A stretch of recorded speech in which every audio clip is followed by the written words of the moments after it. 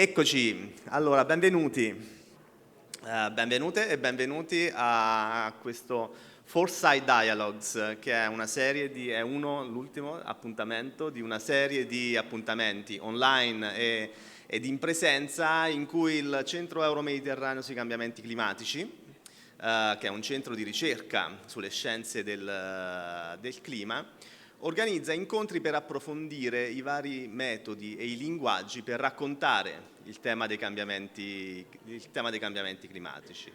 Inoltre, oggi, approfittando anche dell'ospitalità di Ete, nell'ambito di questo evento ci sarà la cerimonia di premiazione del CMCC Climate Change Communication Award Rebecca Ballestra. Il tema della comunicazione sui cambiamenti climatici è un tema estremamente esteso e al CMCC lo interpretiamo in questo modo.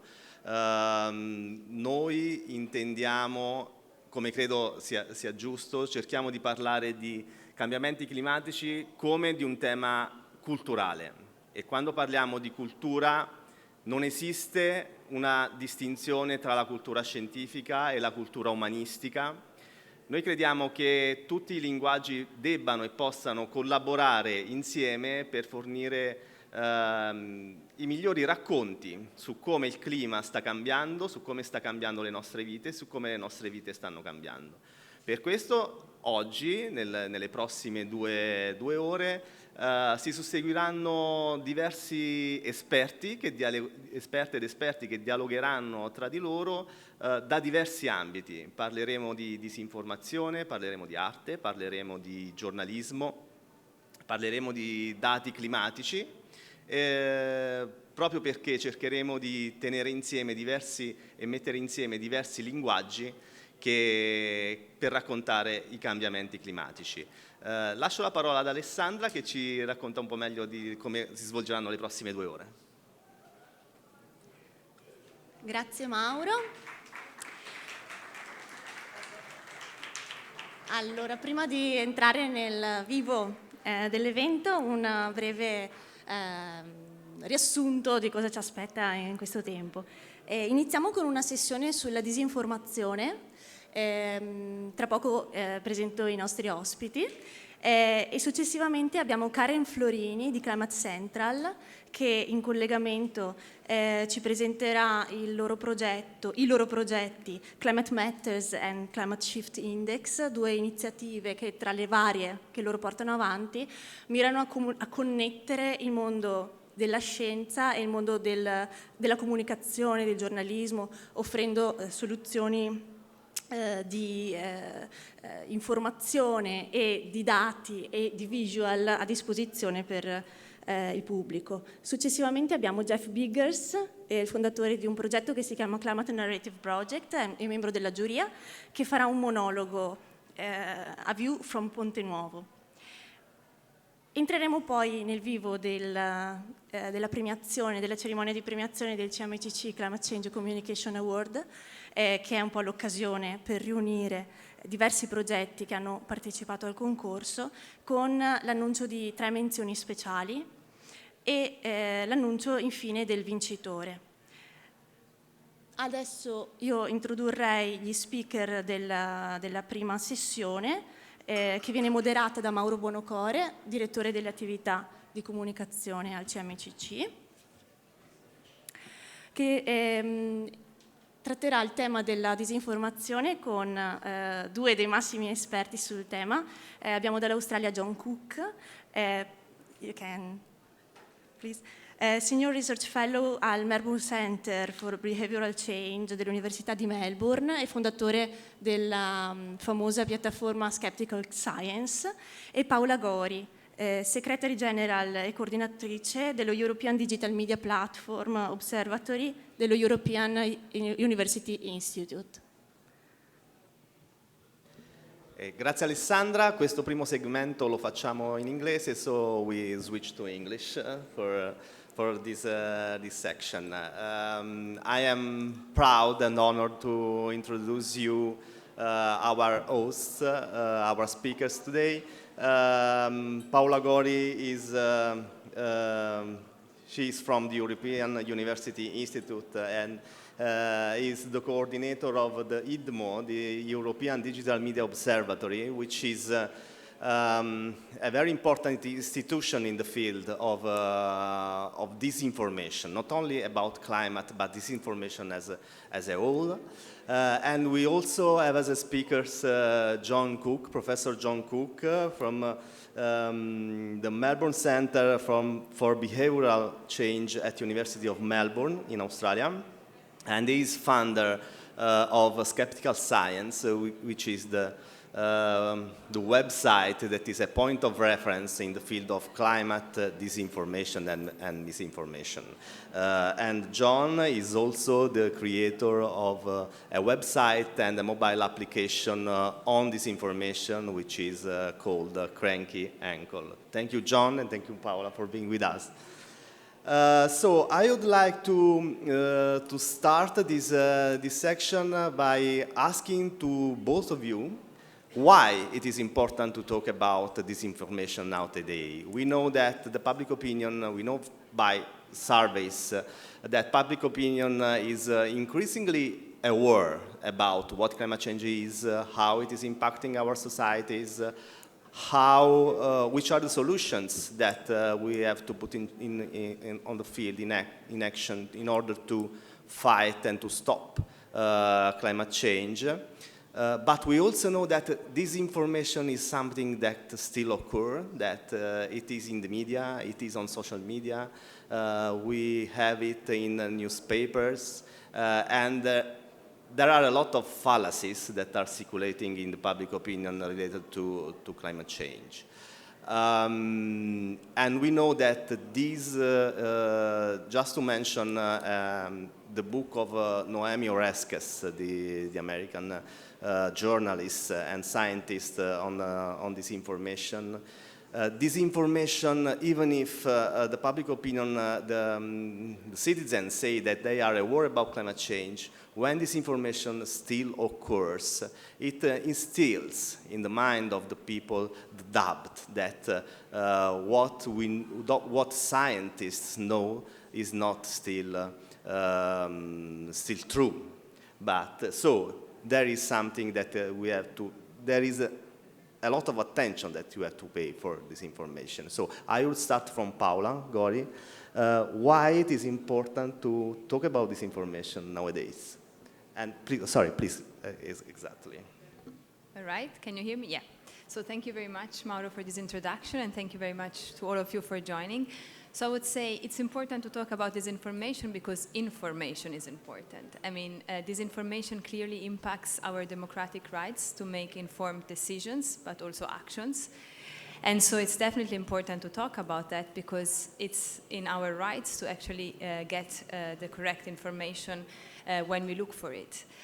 Today we will talk about climate change, but as you may know, disinformation affects many other fields. Researchers in the past have tended to focus only on elections because, of course, we have a democratic right to vote, and so we have to get correct information. But actually, the pandemic showed how much actually disinformation affects other fields. Think of when we were indeed fighting against COVID, there was lots of disinformation around. Climate change is another example. We see a lot of disinformation related to migration, to LGBTQ+. So it's definitely very important to talk about that because, as we often say, if the citizens understand how it works, they can also get protected from disinformation. And to us, what is important is indeed, given that when you deal with disinformation, you still have to respect fundamental rights, including freedom of expression. It's very important to make sure that society can be resilient, that we actually create an atmosphere where disinformation is not creating harm anymore, because if you want, we are vaccinated against that. Thank you, Paola. And can you tell us something about which is the situation about the circulation of disinformation in Europe nowadays?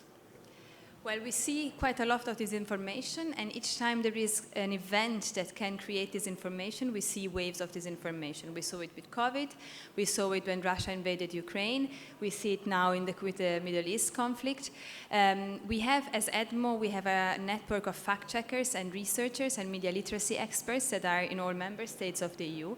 And so we have this privilege actually to see how this information in some cases enters in some member states and then diffuses in the rest of the EU. This was very clear when it was about when it is still in the conflict in Ukraine. This information enters in the countries which are more east and then arrives in the other countries. And having a network like EDMO actually is very useful because when you try to tackle this information afterwards, so with, for example, debunking, the quickest you are, the more chances, though not 100%, you have to actually be effective. So in our case, for example, the fact-checkers in the eastern countries, they were pre-informing the fact-checkers of the other member states who were immediately able to actually intervene. So we have this information in the EU, but let me just say something. This information has no borders. This information is a global phenomenon, but this is pretty much related to the local dimensions of a country. So there might be narratives which clearly do not enter a given country because of the political situation, the cultural situation, broadband penetration, and so on. So the local dimension of this information keeps being very important, and very often it is effective enough in a given country if it gets attached to the political agenda of a local situation. Thank you, very interesting. And we are going to talk about this information in the field of climate change, but there are some topics that are really relevant and affected by this information in particular. Well, I mentioned already a few, no? We said climate change, migration, LGBTQ+, the wars, COVID, vaccines, also not only related to COVID, also before we had lots of this information related to vaccines. So whenever actually there can be, if you want, conspiracy theories against the elite, because unfortunately we are in a situation in which there is not this populistic approach, which is citizens against the elite. Whenever there is a space actually for that, and it goes back to what you were saying, the trust in science, there is space, unfortunately, for this information. Then, of course, you can have this information on many other topics, but I would say these are the main ones. Okay, thank you very much, Paula. And talking about climate disinformation, John, you have a long career on studying this information, but also on studying the tools that we have in order to address, to recognize, and fight disinformation in some ways. So why it is important to talk about disinformation in the field of climate change? Yeah, so one of the reasons why it's important to address and study the topic of misinformation is because misinformation can cancel out our efforts to communicate accurate information. Even if we are doing a good job reaching the people that we want to reach and we are using well-designed communication, that can still be cancelled out by misinformation. So we ignore misinformation at our own peril. When people encounter conflicting pieces of information, facts and myths, and they can't resolve that conflict, the risk is that people just disengage and they believe neither. So what we need to do is equip people with the tools to resolve that conflict between facts and misinformation. And that's what my work is mostly focused on, developing the tools and then making these tools available to people, increasing their critical thinking, their resilience against misinformation, and their skills in spotting attempts to mislead. Thank you. We have now in the room some students, and maybe we can clarify to them and also to teachers maybe what we intend with the word critical thinking when we talk about disinformation and climate change. Yeah, so critical thinking is a very broad umbrella. It can talk about a lot of things: media literacy, assessing the quality of information sources. The work I do, the sliver of critical thinking that I work on is about teaching people to spot the misleading techniques used in science denial and misinformation, there's a whole range of techniques. I've documented them in climate change misinformation. When you look at vaccine misinformation, there's very strong overlap, and most of those same techniques are used there. And indeed, we see these same techniques across all topics. So when you learn a specific technique in a specific topic, that can actually build people's resilience, their ability to spot the same techniques across a range of topics. Thank you. And of course, talking about disinformation is also talking about media, no, and media coverage. Paola, there is a connection. I mean, I guess that when a specific fact that is interested by disinformation, when this topic or a fact become increasingly newsworthy, I think that there is an increase in disinformation, the circulation of disinformation. There is a correlation between newsworthies and how the media, which is the role of the media in disinformation circulation. All right. Of course, the media play a fundamental role when it's about information. They also create problems in some cases, in the sense that what I was saying is that disinformation, unfortunately, is spread also on media. It's not that all media are safe from that. But clearly, quality journalism is one of the responses against disinformation. And as you rightly said, when some topic becomes such important that media cover it, and there is lots of coverage, there is more risk for disinformation. Maybe we can use climate change, but also COVID as an example, to show how much actually media and social media kind of clearly interact and also create the, if you want, the emotional space actually for spreading disinformation. When we were in lockdown, we got the information from media. We were checking on the social network if we could find additional information. We were all scared. We were fearing for our lives. We were quite irrational when sharing. And so, unfortunately, we were all kind of subjects that could potentially spread disinformation, because indeed emotions play a key role. And then we saw it also in the past, especially with climate change. There is this approach by media to have always balanced views. So if you invite someone from one position, you tend to invite someone from the other. And like years ago, we were seeing that with climate change experts. So we would have scientists clearly saying that there is a human cause behind climate change, and then other, I wouldn't call them experts, but other people invited to kind of with a counter argument. And that was, and it still is, and we saw it in Italy a lot with COVID, a peculiar situation, because while of course you have to guarantee pluralism, it's about an expertise and not having an expertise, in that case. So that also created a very strange situation in which you basically have an expert telling you something and then someone who is not an expert on that saying the opposite, creating confusion, unfortunately, in citizens. So it's really important when we talk about, and of course we have here an expert that has clear data on that, if there is almost 100% consensus in the scientific community that there is a human cause behind climate change, it's absurd to invite someone who is not an expert on that, you see? So it's really important. Media play a key role here in making sure that we have that we can make informed decisions. In the way they present the news, it could have a strong impact on our decision. Yes, and you mentioned one of the research that John Cook collaborated is a renowned article about the scientific consensus about climate change. So the article that verified that the scientific consensus on the that humans are causing the climate change that we are living today is more than 97%.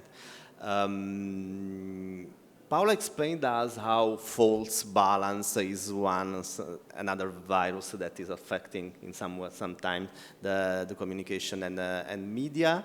But what about social media? How this information is spreading in social media, and how social media can be a solution or can enhance solutions to this information? Yeah, and just to quickly follow up from what you were saying about false balance too. So we published research back in 2017 where we actually tested what happens when people are presented with a false balance article where it first reports that scientists issued a report finding that humans are causing global warming, but then here are some contrarian scientists who say otherwise. And we found that format misinformed people. People came away with their perceptions about climate change reduced. So even though it had accurate information in the article, the fact that it was presented in a false balanced format gave the impression to people that there was a 50-50 debate in the scientific community, when in reality there's a 97% consensus, and therefore people came away misinformed. To answer your question though, so one of the challenges with social media is that misinformation spreads faster than accurate information. Misinformation, because it's not bound by the truth, can be more surprising or exotic, exciting, shocking, or evoke an emotional response, and that causes people to be more likely to share it. So misinformation spreads quicker, it spreads further, than accurate information does. So that's a big challenge for scientists, people communicating accurate information. And there are a lot of tools that can be deployed to try to counter that influence, both by social media platforms themselves and us as citizens. It's hard for us to control what the social media platforms do. Like I've worked with Facebook trying to lobby them to use some of their tools, and they do to some degree. They can tweak their algorithms to reduce the spread of misinformation, make them appear less in people's timelines. They can suspend user accounts that do repeat infringements, but the problem is they have a lot of incentives not to do that. Like the fact that misinformation does spread quicker is good for their bottom line. Like their business model is based on clicks and likes and interaction. If misinformation is more interacted with, it's more profitable for the platforms. So I think that putting pressure on the platforms to do better is one way that we can encourage the social media platforms to do something about misinformation. But also, as citizens, what we researchers call observational correction, when people observe misinformation being corrected by their peers, that matters. That can make a difference, and it can disincentivize people from sharing misinformation. So when we see misinformation on social media platforms, we should call it out. We should point out when inaccurate information is being posted on platforms. Sure, please. Just wanted to insist on what you were saying, that unfortunately the algorithms are produced in a way that actually mis and disinformation continue to be shared. In the EU, the platforms adopted a code of practice on disinformation, and one of the pillars is demonetization, so trying to not monetize on content which spreads disinformation. And I think Google now has a policy that you cannot have Google ads on content that is spreading disinformation on climate change. So it's still small parts, but it's a way, as you were saying, to try working on also on that side. And it is interesting because it brings us to talk about technology. There is a lot of attention to artificial intelligence in the field of communication. There is a lot of visibility to some tools like ChatGPT, maybe the most famous. Paola, from your point of view, from your research, how do you see that artificial intelligence, machine learning, the technology in general, can help to detect, can help the analysis and the research on this information? So when we talk about AI, many people are kind of scared because you can, of course, AI can produce content that is disinformation. What I tend to say is that unfortunately for disinformers, they still use very old practices. Like I often bring this example to school, a picture of like a lot of garbage in a square, and then after they write like the aftermath of Greta Thunberg event or something. The picture is real, but it's actually a picture of a concert that took place or something. So it's so easy, unfortunately, to produce this information content that you don't need AI. But you definitely need AI and technology to detect it. For example, in this case, it's kind of, if you do a reverse research search with the image, you would clearly see that that image is actually not related to the event where Greta Thunberg was, but actually of a concert. Now, moving more to AI that you were mentioning, clearly AI can create challenges, but can also be used to solve issues. We have actually a lot of projects affiliated to EDMO that use AI to detect this information, and even the platforms are using the AI to detect this information. What we say is that you still need a human approach, because we are talking about freedom of expression here. So if you give too much, if you want power to AI, the risk is that content is demoted or even deleted when it's illegal by machines. So you still have to have some control. But clearly AI can help. ChatGPT is a little different because it's on text. This information usually spreads more with visuals, and that's why actually even the response to this information should be more with visuals than with text. We see, for example, many institutional sources that continue writing long web page. No one reads them. You should go with visuals because they stay in your mind. But clearly ChatGPT has a way of writing that looks like authoritative. So you think that what comes out from ChatGPT is like written by an authoritative source. But overall, to just recap, I say AI can be used to detect this information, and also can be used to actually as a tool to help in debunking. And just mention one example, we have a hub, because we have hubs in all member states, also in Italy, and we have a hub that actually has an AI tool that has, with the conflict in Ukraine, the journalists need to know basically the models of the tanks that attack.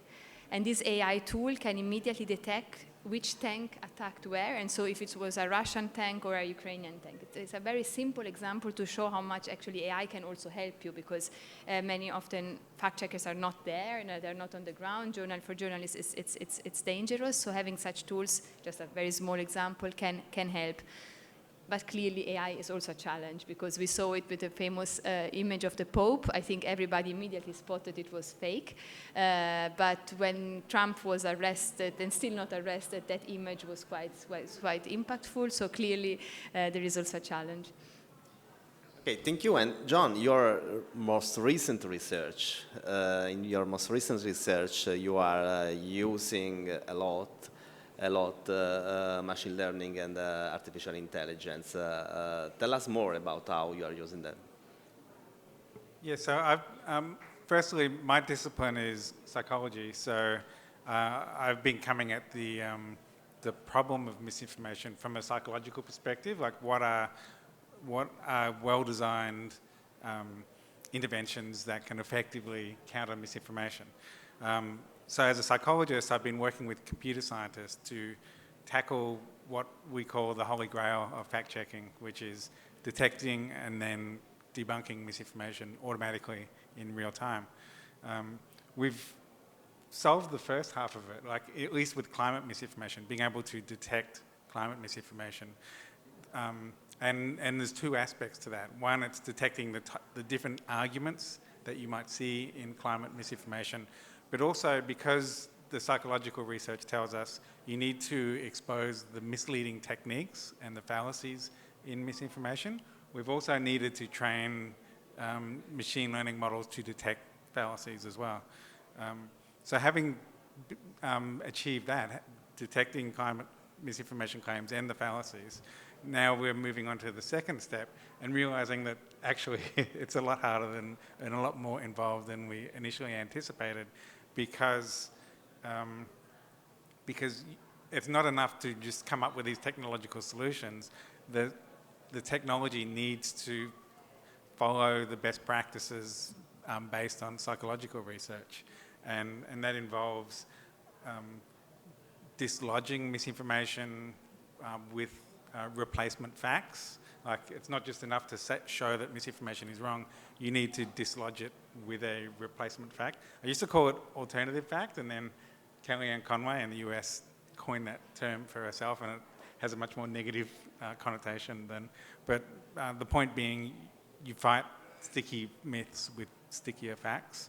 And secondly, explaining fallacies is quite difficult. We tried getting ChatGPT to identify fallacies in misinformation and found that it was getting it wrong most of the time. So our debunkings were actually generating misinformation themselves. So we had to go back to the drawing board and develop our own model to detect the fallacies more accurately. Thank you, and I would thank our two speakers. Thank you to John Cook and Paola Gori for participating in this panel and for their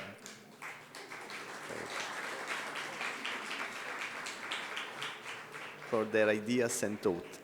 And now I leave the floor to the next section, which is about the climate visualization climate data visualization for journalists. I just want to remind to those that are following us on Zoom that they can use the translation channel from English to Italian and from Italian to English. So now we are going to the US with the next speaker, Alessandra, please. Thank you, Mauro. Grazie. The next speech connects directly with the topic we have addressed until now, because good climate communication needs reliable information, reliable data, reliable resources, and where can climate communicators find these sources, whether in media, government, non-governmental organization, education, or business, where they can find ready-to-use visuals, images, data to reach their audiences. I'm happy to introduce today's speaker, Karen Florini, Vice President of the Strategic Impact at Climate Central. Next slide. Karen Florini is joining us as one of the applicants to the CMCC Award with the Climate Matters project, Climate Central's project Climate Matters, which is a short bulletin with highly localized graphics that they send out every week to journalists and climate communicators to help them building their stories and to bring their stories closer to people. So Climate Central is an independent and not-for-profit group made of scientists, researchers, and communicators who report the facts about climate change and highlight the effect that it has on people's lives. So they collaborate with TV meteorologists, journalists, and communication professionals. Welcome, Karen. Karen should be connected online from the USA. Welcome, Karen. Can you hear us?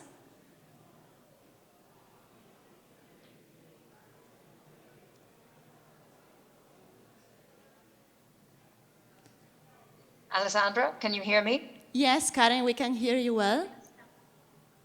And can you see the slide? You are sharing your slide. We can see them very well. Okay, great. So thanks so much for inviting me to join you today from across the Atlantic Ocean.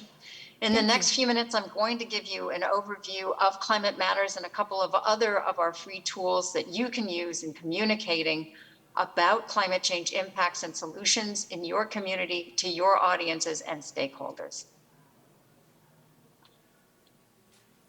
Thank you, Karen. The floor is yours. So just a quick word, pardon me? I just wanted to confirm you that the floor is yours.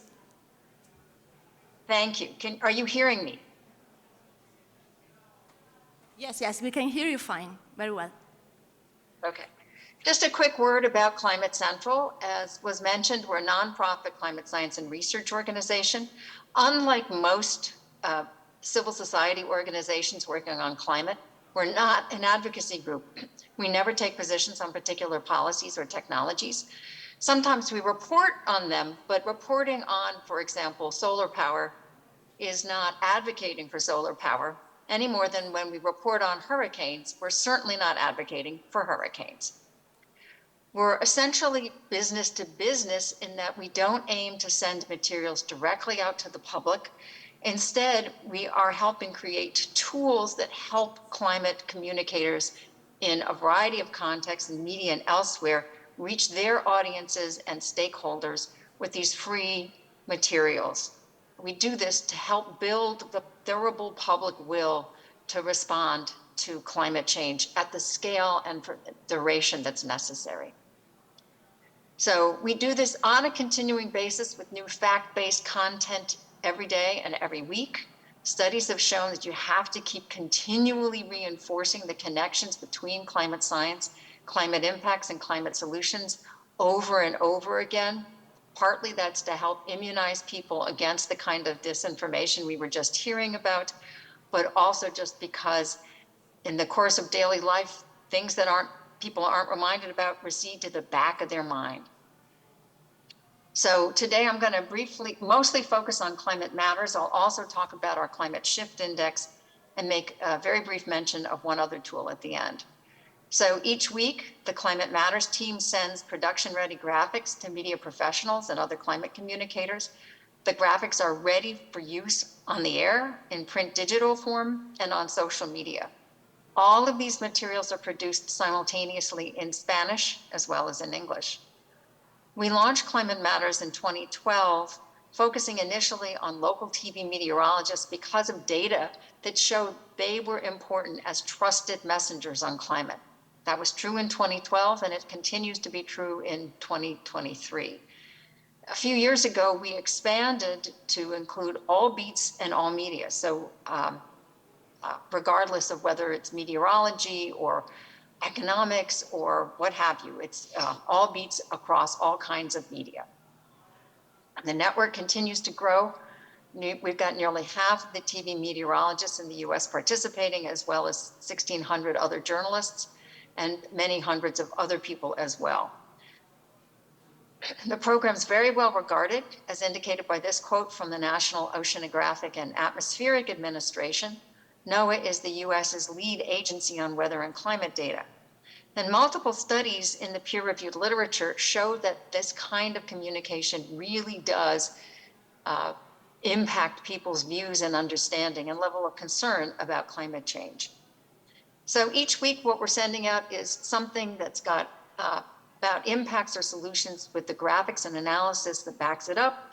Usually it's key to current happenings. For example, in July in the Northern Hemisphere, we're usually talking about heat in any number of ways.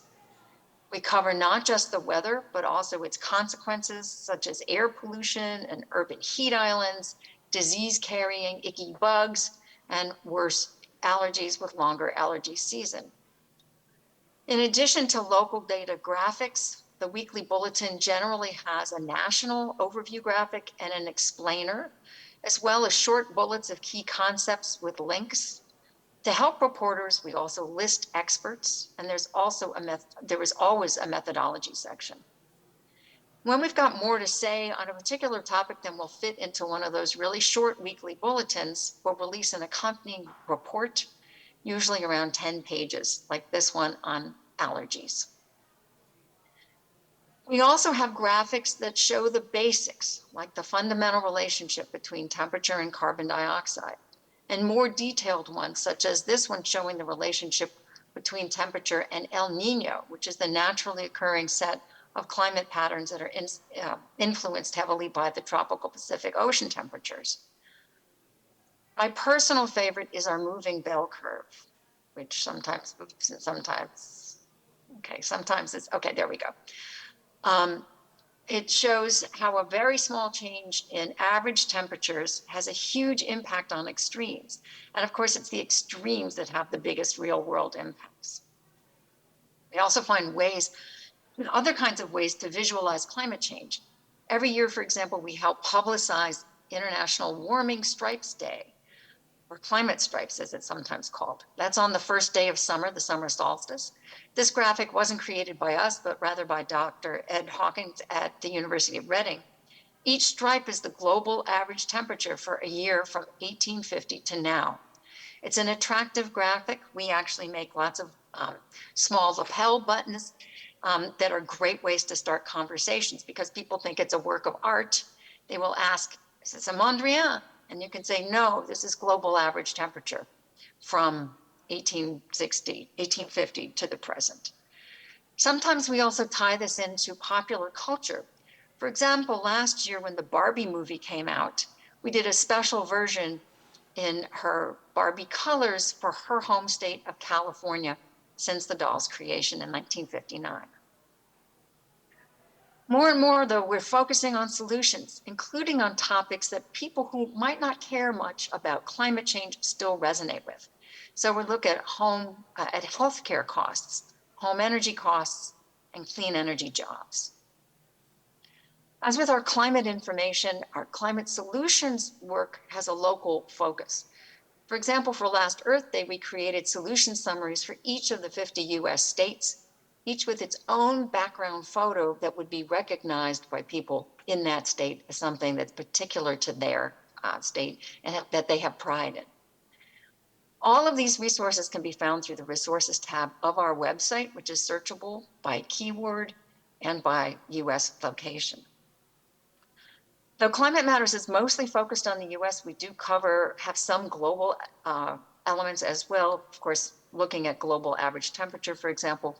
So we invite and encourage you to sign up to receive Climate Matters bulletins through this form on our website, which this QR code will take you to.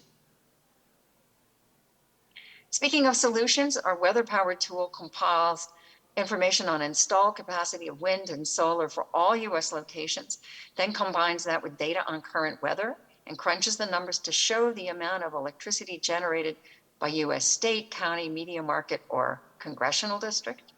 And because most folks don't think in terms of megawatt hours, we also provide a variety of equivalencies. So when you go to the weather power site, you can pick from these different kinds of equivalencies and rankings. The other tool I'll focus on briefly is the Climate Shift Index. It quantifies the fingerprint of climate change on temperature everywhere, every day.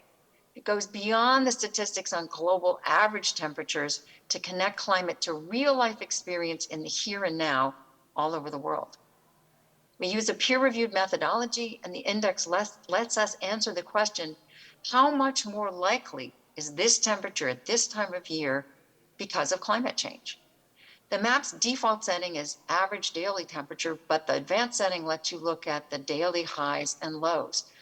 These are what often matter even more than the average because the daily low, for example, overnight low, if that's an unusually warm temperature, that's going to interfere with people's ability to get sleep unless they have the ability to afford to run an air conditioner all night.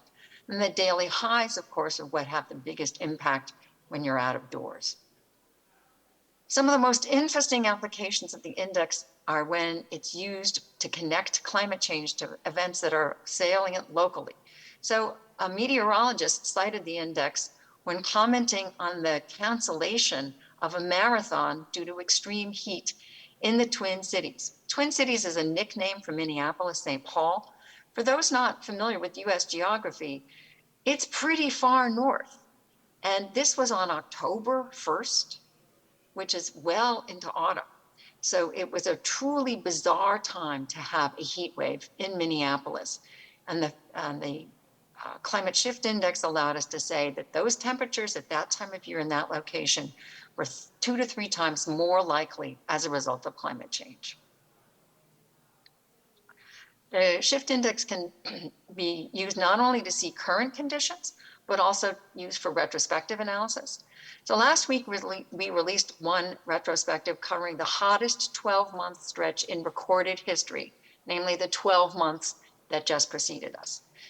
Note that we released this study just 9 days after the study period ended at the end of October. So one of the great things about the index is that it is very, very able to provide real-time information. The report drew a lot of media attention in the US and elsewhere around the globe. And as with the Climate Matters program, we put a big emphasis on having extensive local information.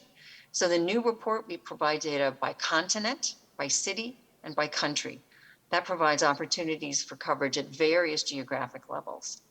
If you're interested in the underlying data, you can find this link at the bottom of the first page of the report and download the whole data set yourself. In addition to retrospectives, Beginning this summer, we also periodically issued alerts when the index identified particularly notable results for current and very near-term weather in the next couple of days. And we expect to be expanding that to additional geographies going forward. You can receive these alerts by signing up here at the bottom of the index homepage. The form prompts you with some suggestions based on your location, but you're not limited to that. For example, if you're interested in Florence, start typing in Florence, and it will prompt you with Florence locations in Italy, and it turns out there's some in the United States as well. Click on the one you want, and it'll be added to your list. Delete the ones that you don't want, and that's all there is to it. Everything I've mentioned is free and available for reuse for any non-commercial purpose, including education, and for commercial news purposes. You just need to credit us. You don't need specific permission. We give it blanket. And I'll close with one quick mention of an additional tool from our program on sea level rise. Our interactive global map on coastal flood risk lets you look by year, water level, and more. It's a zoomable Google map that covers all known polar locations worldwide. And we have science-based visuals showing the consequences of long-term sea level rise depending on how hot we allow the climate to get in the near term. This image of Naples shows some flooding after 1.5 degrees of warming, and a lot more if warming goes up to 3 degrees. So that's a quick overview of some of Climate Central's free tools for storytellers. We welcome you to use these in making climate change local and making it real. Thanks very much. Thank you very much, Karen. Thank you for your presentation. I just want to ask you if you have anything among your tools, instruments, and suggestions for schools, for education, to suggest to the world of academia to transmit to students climate change concepts. Thanks. That's a great question. Well, of course, anything that we have available, people are welcome to use in doing their own teaching about climate change, such as some of the overall basic concept examples that I gave. But also, I've worked with some educators who have assigned students to do reports for their local community or their hometown, pulling information together and saying, these are some of the most significant potential impacts for our community. Here are some of the trends that have been affecting us already. Here are some of the projections for the future. And here are some of the solutions that are going to be relevant in our community as well. So there's a wide variety of things that are available for use, and we strongly encourage everybody to go ahead and use them. That's what they're there for. Great. Thank you, Karen. Thank you from our public in Florence. And I would like now to introduce Agnese Glauda, a colleague at CMCC, who will present the next speaker. Thank you, Alessandra. Our next speaker brings together climate sciences and narrative arts through the power of storytelling. Jeff Biggers is a member of this year's awards jury, and is also part of the network since 2021 with his project, Climate Narrative Project. The project aimed to train a new generation of storytellers that is able to collaborate with sciences, local organizations, and administrations to create new climate narratives that galvanize action. So in his monologues that he will be presenting today, he incorporates regenerative urban planning to tell the story of an extraordinary city that became a nexus for climate resilient actions. So now, Jeff, the floor is yours. Thank you very much for being with us today.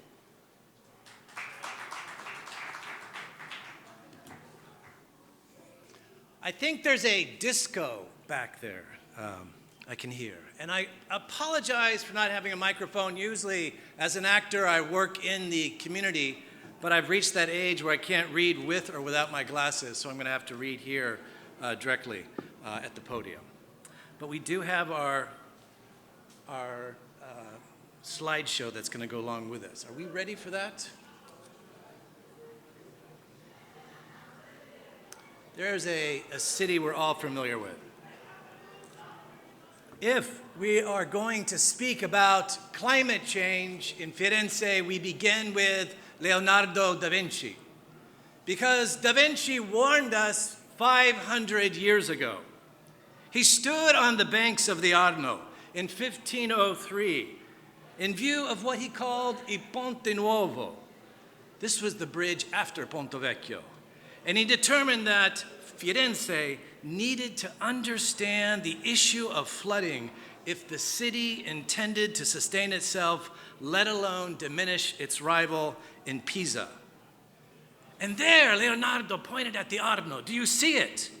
He said, there's the Storione, the Cheppia, l'Anguilla, la Scazzone, il Luccio. He said, there's the pike and the goby and the European roach. In all the work of Da Vinci and other Renaissance artists, you began to see how many native fish were in the Arno. But the truth is, we did not listen to Da Vinci. Even after the great floods of his period, even after the great flood of 1577, even after the great flood of 1740, the great flood of 1966, and then the annual great floods of 2023, 2024, 2025, these floods that always followed historic periods of drought for years in Italy.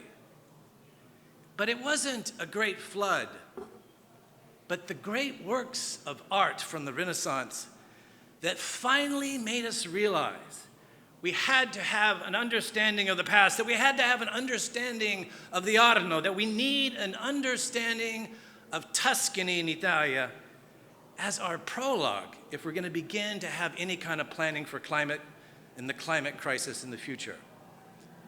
In 2023, there was only one native fish left in the Arno, and that is la tinca tinca. You might know it from the risotto sulla tinca. But we changed that. And what we're going to talk about today is how we restored the Arno and restored Firenze in a role of our lives. Now, the people here invited me to come and speak about what we did in our quartiere. Here in Firenze, we created the Quartiere delle Cascine. And we became the first carbon-neutral neighborhood in all of Italy. But of course, that is not entirely accurate. As you all know, the city of Siena became the first carbon-neutral city in all of Europe in the year 2011. But what we're going to talk about is this bridge that goes from Siena, this bridge that goes all the way back to where we are in our decades. The real question is not our accomplishments today. The question is, why did it take us so long to catch up with Siena? You know, it seems almost absurd.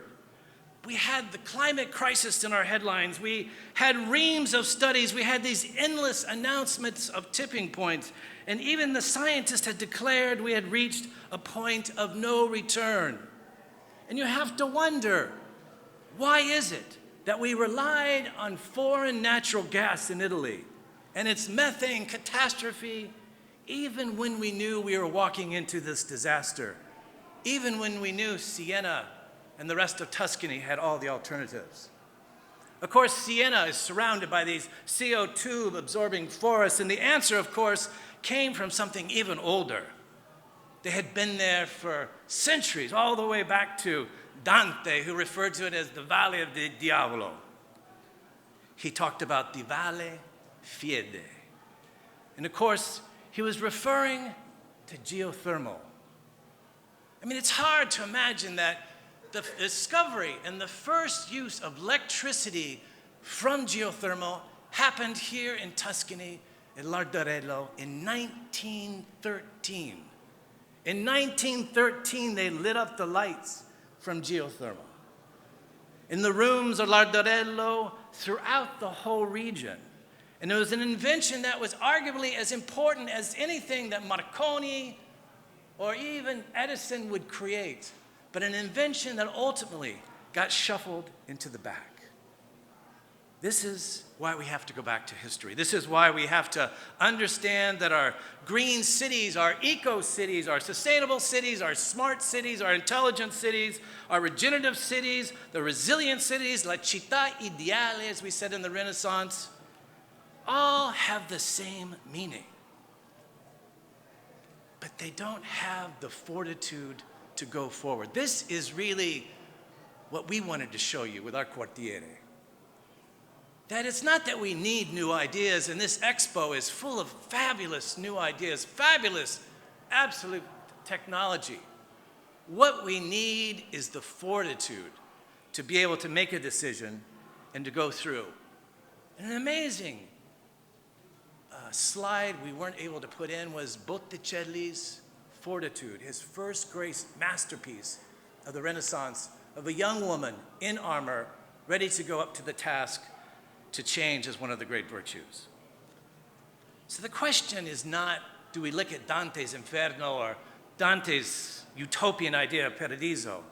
It's how did we reimagine our city as a regenerative city, doing something not just less bad, but actually enhancing rather than harming our environments. This, of course, seems logical. Like today, for example, I came down this morning on the hydrogen train from Bologna. And of course, there was no CO2 emissions. And from there, I actually went to Santa Maria Novella, where there are new kinetic panels that are in the train station. And these kinetic panels, of course, generate the electricity that power the station there. And then I jumped on the tram to come over here to the Fortezza. And these are kind of things that we take for granted now. And perhaps that is where we'll begin, is our story is with water. Still today, 45% of the Italian communities are at risk of flooding. And yet, we're facing one of the worst droughts in our country's history. We still had this inability to react and actually take advantage of what we call the new term for rain, precipitation whiplash. And we still do not harvest 90% of our rainfall in Italy. But this was back in 2023. And this was when we began to make the changes. You see, it started to rain in Firenze one day. It started to rain and rain. It began to come in centimeters, and then it went in inches, and then it went in feet, and then it went into meters. And at a certain point, we realized we had not followed what we had been promised, that we had only one reservoir, the Belloncino Reservoir, that had been completed out of the 23 we needed. And we found out there were two things for sure. That a crisis is never a crisis until it's validated by disaster. And that adapting to a failed system is not adaptation, it's failure. So our city flooded again. And this is what happened to Firenze during our next great flood. And you all know this, you become almost insensitive to these images, as we know, the screens of disasters that no longer really affect us. And instead, in my neighborhood, just beyond the Parco della Cascine, our electricity was gone, our power was gone, we had no way to preserve our food. And so we began to do the one thing you do in Italy in the midst of a crisis. We set a table and we began to eat and drink and to tell stories. We set the table. And our neighbors began to come out after the flood. And the table began to grow down the neighborhood. And it wound through all other parts of the quartiere. And then it went all the way around to other parts of the city until we had 4 kilometers of tables set with people and their food after the flood, wanting to begin the discussion. How do we come together to finally change our city in a way that can deal with climate change? Finally, someone rang a bell. I think his name was Ayman Sharif. He was a composition professor from the Conservatorio. And he was from Bangladesh, now teaching in Firenze. And he climbed onto the table and he said, "We need to do something different. How can we risk losing all the great art of Firenze again? But how can we risk now losing our vineyards to historic drought? How can we begin to lose what we have created here in Italy? Perhaps we can go beyond just some sort of climate resistance. Perhaps we go beyond sustainability. Perhaps we begin to embrace the idea that we can do and create a regenerative city, a city that not only consumes but replenishes all the resources that it needs." So instead of waiting for the government, instead of waiting for a government to collapse or waiting for a government to operate on Twitter, instead of wondering when is the city administration going to do something, we went back to the original reason of why we created Florence. Why did we create this city? And this is where I'm in, this professor from Bangladesh who said, "Don't you understand? It's not rocket science. It's easy. I've come from Bangladesh. So many of the immigrants who have come here from Italy have gone through this experience of dealing with flooding and fires and drought. That maybe migration can be a resource to understand how we become resilient and how you reclaim your history." He said you need to go back to the agropolis. You see, Firenze was founded as an agropolis. It was a circular town with a circular economy on the river. The houses were joined by urban farms, and there was the cascina of ducks and dairy. And we were encircled by these three-tiered diversified farms and livestock and surrounded by CO2 draining woods. You know, this is why we actually created the cities throughout all of Italy. They were self-sufficient, especially in the period of the Renaissance in search of la città ideale. But something happened. Of course, technology began to have breakthroughs. We began to have horse and buggies, and nobody has a problem with that.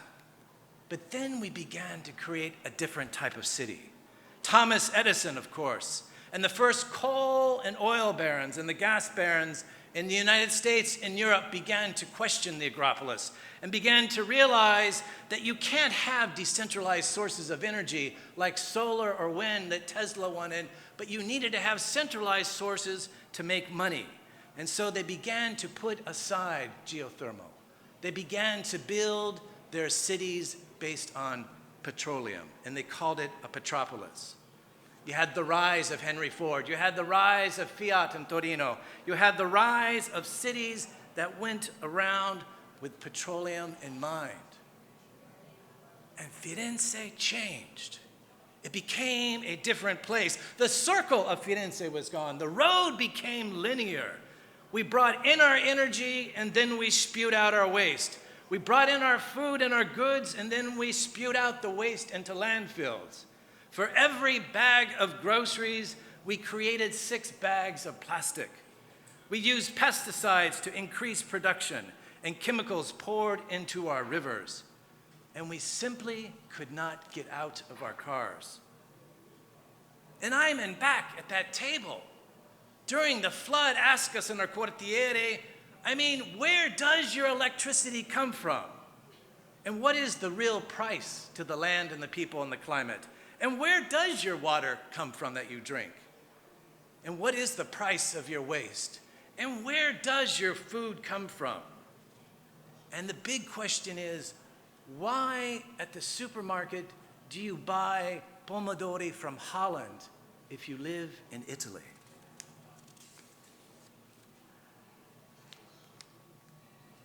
You guys are such a tense crowd here. There's a bit of irony going on. The truth is we lost the circular metabolism of the city, like we did in all of our cities in the country. And it wasn't a complexity, of course. It's just that the promises of transitioning to renewable energy was too late. It was like saying, I recycle my wine bottles. I bike on the weekends. I buy my wine from Chianti, but that was not enough. So we began to shift in a new way, not to go back into a utopia, not to pretend that we can go back in time, but to go into the future, that from the Petropolis now we create the Ecopolis. And we said, why not look at what other cities have done? For example, why can't we be a laboratory as we were in the Renaissance? Look at the city of Freiburg in the Vauban district, which is very similar to our quartiere here, near the Parco di Cascine.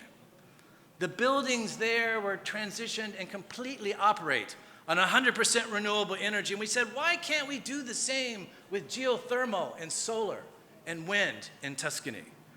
Why aren't we able to institute energy efficiency campaigns and renew and train new workers to actually reshape and refit and retrofit our homes? How do we begin to create a new economy within our region, as Vauban market did it? And within Freiburg, within 3 years, 80% of the people gave up their cars voluntarily because they no longer needed them to get to work, to get to the market, to get to the theater or a restaurant, or to get to a trail. We realized first, of course, that in order to have the Ecopolis in Firenze, we had to stabilize our water crisis. We had to create waterproof areas as they've done in other parts of the world, with underground reservoirs and cisterns and pumps. We had to turn the park into a laboratory of action with gardens and ponds designed to absorb water. In the process, the enhancement of our water system allowed us to create urban farms, because the soil now was fortified and it provided an ability to raise food. We looked at our history and we said, if the Parco della Cascina is called the Parco della Cascine, then why aren't we doing what it was founded to be, which was to raise food, to raise livestock? Why aren't we able to take a riverside that was created centuries ago and do the same? That in London, thanks to hydroponics, they actually are using light advances and growing organic vegetables in the underground bomb shelters, and they deliver them directly to the restaurants above. Why can't we do something on our riverbanks? So on the outskirts of our neighborhoods, we set aside blocks that we then turned in that had once been part of golf courses and industrial areas, and we made them community gardens. Everyone had a right to a plot. Everyone was everyone was provided a community garden. My neighbor Angelica told me once that if you took 3 meters by 3 meters, you would be able to get all the nutrients you need for your family through an organic farm. And my other neighbor, Malik, showed me his row of veggies in a hoop house with carrots and peas and beans and bell peppers and potatoes and cabbage, and he called it the Sambusa Fiorentina. But this was our real issue. In the year of the Great Crisis, we had to set food benchmarks. We said, why are we importing 52% of our food in Tuscany from the world? And within 3 years, we were able to change that to less than 15%. Across the Parco, we turned everything we could into a green zone that we could begin to cultivate. And of course, we knew that local urban farming would not solve all the food needs of our region. We talked about a place called Adelaide, Australia. Back in 2003, it was a city of 1.2 million people, completely dependent on coal electricity, that was having a crisis with its river, that had no way of dealing with its waste, and it was actually having a crisis of transport. And so the city of Adelaide invited a thinker in residence to come and sit down with the town leaders, a scientist. They invited someone like Da Vinci to change the way they live. And after 9 weeks of meeting and brainstorming, they came up with the concept of the regenerative city. They began to go quartiere by quartiere. They picked the first zone and shifted it and immediately made it into 100% solar and wind generated. They began a campaign to reforest the whole city, tearing up asphalt and planting 3 million trees. They created a diverse semi-urban farm around the city as a food network to meet local demands, and they announced that they would have zero waste. 180,000 tons of compost were converted annually into urban organic waste and then brought to the farms that encircled the city. A solar-powered bus and trucks then brought that food back into the markets of the city. Within 10 years, Adelaide, as a major city, was able to increase its economy by 33%. It was able to create thousands of new jobs, and it also reduced its CO2 emissions by 20%. Today, it is on track to become one of the first major carbon-neutral cities in the world. So here's the point. Climate action, it's just not about pulling the plug, but it's about putting the carbon back into our soils. And we understand this in Tuscany and Toscana because we have lost 80% of the carbon stock in our soils. And this is an issue no one talks about, except for Siena. According to a study by the pioneering outfit, the Rodale Institute in the United States, if we shifted toward a regenerative city approach and promoted organic farming, and we promoted a cropland vegetation worldwide on the rivers, we could actually recover 40% of our annual carbon emissions.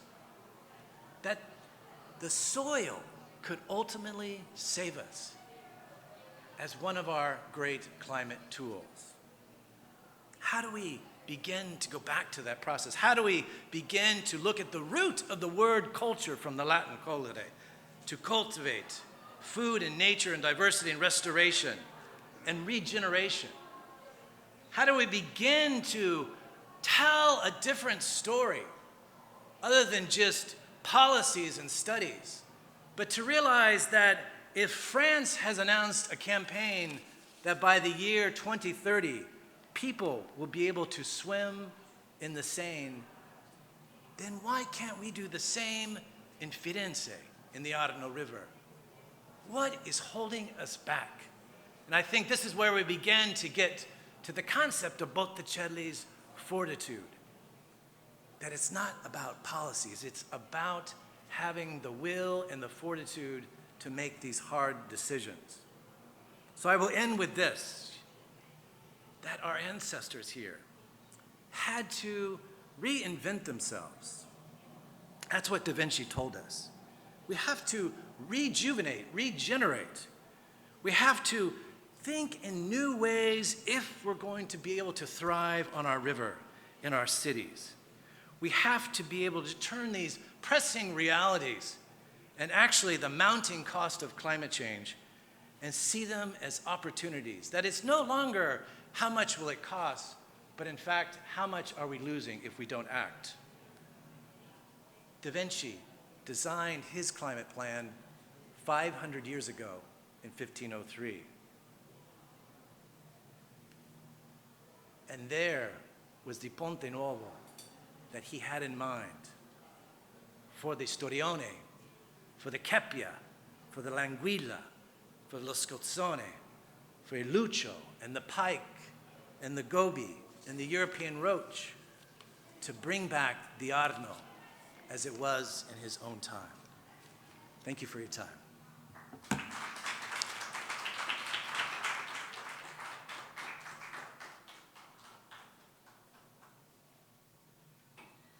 Grazie a Jeff Biggers che ci traghetta verso la seconda parte di questo evento. Jeff Biggers è stato parte della giuria del CMCC Communication Award Rebecca Ballestra 2023, a cui dedichiamo appunto questa seconda parte dell'evento, nominando le menzioni speciali e poi il vincitore delle edizioni di quest'anno. L'evento di oggi quindi nasce nel contesto di questa iniziativa, è l'iniziativa con cui il CMCC dà evidenza e premia le migliori iniziative sulla comunicazione dei cambiamenti climatici nel mondo. un'occasione non solo per premiare i più validi progetti, ma anche per creare connessioni, creare network, creare occasioni di incontro e di contaminazione tra i vari progetti, tra gli autori dei vari progetti, per progredire tra professionisti della comunicazione in diversi settori.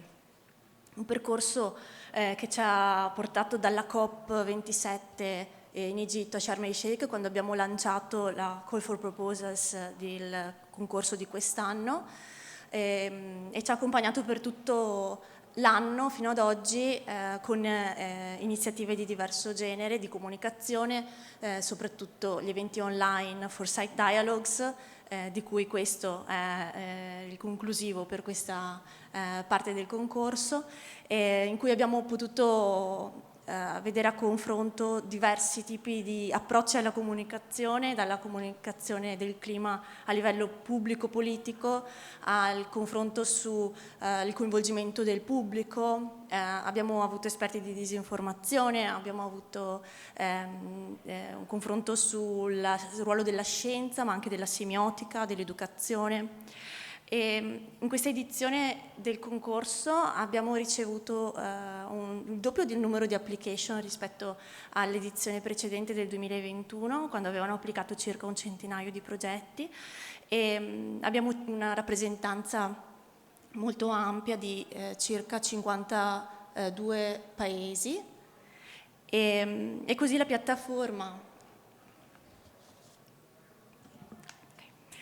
piattaforma che potete trovare su cmccaward.eu è animata ora da più di 300 progetti che in tutto il mondo si occupano proprio di comunicare e di divulgare i cambiamenti climatici, spaziando dall'arte, intesa come arte visuale, arte teatrale, musicale, a produzioni audio e podcast, a giochi, gaming, campagne integrate di comunicazione, contenuti editoriali dove ci stanno libri, ci stanno racconti, fumetti, giornalismo, eventi, foto e video, un panorama molto ampio di progetti che sono molto stimolanti, che creando questa rete vanno anche a contaminarsi.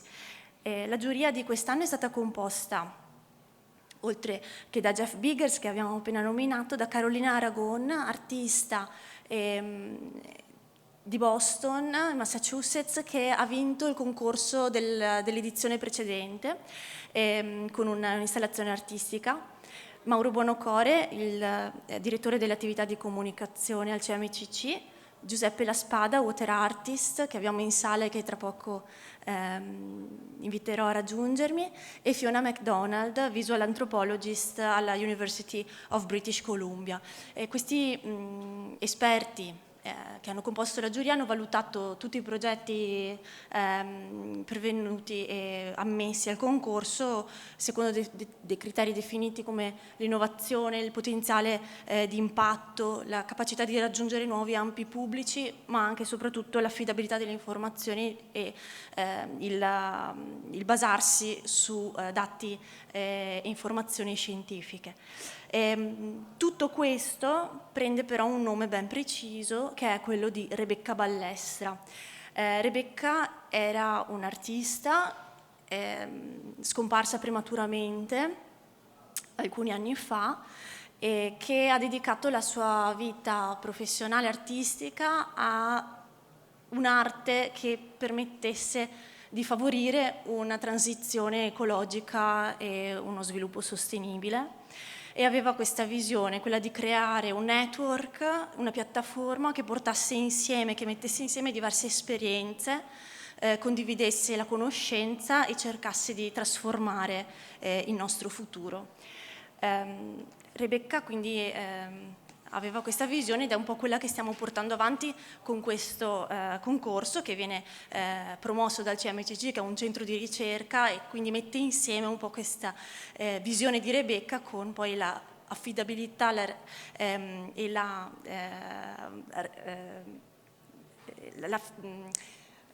mi viene il termine in inglese, reliability, l'affidabilità delle informazioni basate sulla scienza. Invito Giuseppe La Spada a raggiungermi, magari ci spostiamo qui sul tavolo.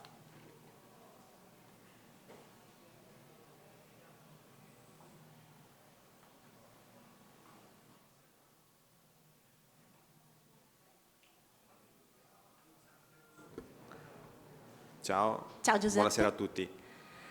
Giuseppe, oltre a essere stato membro della giuria di quest'anno, è ponte con l'edizione precedente perché è stato membro della giuria dell'anno scorso, unico membro presente in entrambe le edizioni, ed è un artista, un water artist, che anche ha dedicato la sua attività artistica prevalentemente al tema dell'acqua, ma comunque nell'ambito della sostenibilità. E ha lavorato e collaborato con Rebecca Ballestra, quindi chiederei a lui di raccontarci chi era Rebecca. Sì, tra l'altro Rebecca ha studiato qui a Firenze, ha fatto l'accademia qui a Firenze, quindi mi piace questa connessione col fatto appunto che ci troviamo qui.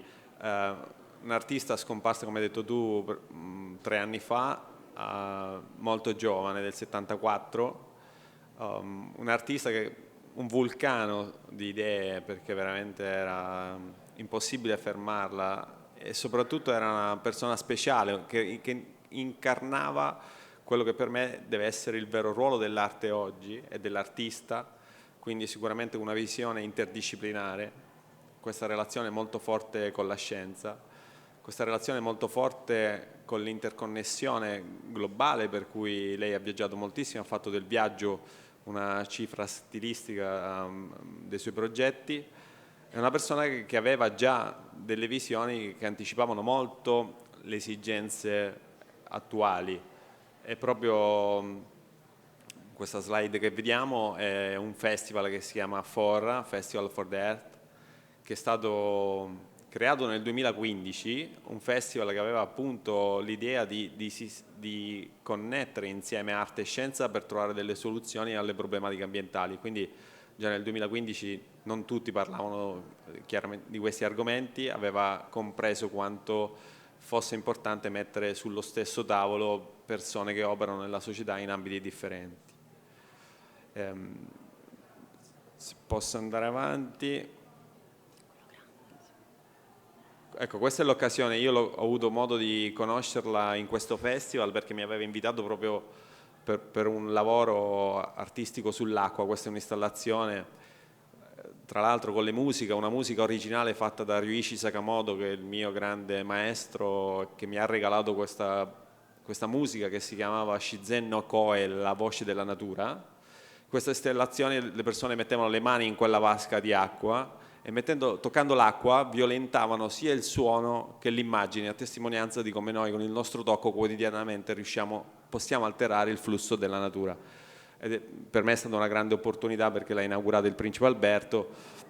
Il festival è nato a Venezia, poi si è spostato negli ultimi anni a Monte Carlo, a Monaco, e lei mi ha fatto fare anche poi la direzione artistica e l'ho aiutata un po', e quindi siamo diventati molto amici, e questo suo amore proprio anche di coinvolgere altri artisti, quindi io credo che l'artista vero non debba avere molto ego, ma debba avere molto eco, e quindi debba anche riuscire a creare delle reti poi per un obiettivo comune, che è quello di comunque salvare questo pianeta, o comunque salvare in qualche modo il nostro approccio che abbiamo a questo pianeta. E questo è un lavoro suo del 2009, quindi un lavoro di tantissimi anni fa, che si chiama Global Plots, quindi trame globali, quindi già che poneva l'accento sull'interconnessione, quindi sulla globalizzazione intesa anche come qualcosa che non ha separazione, ma poneva l'accento anche sulle pandemie, e quindi questo è il 2009, poi chiaramente sappiamo gli anni passati cosa abbiamo vissuto. Questo è un lavoro che io amo moltissimo.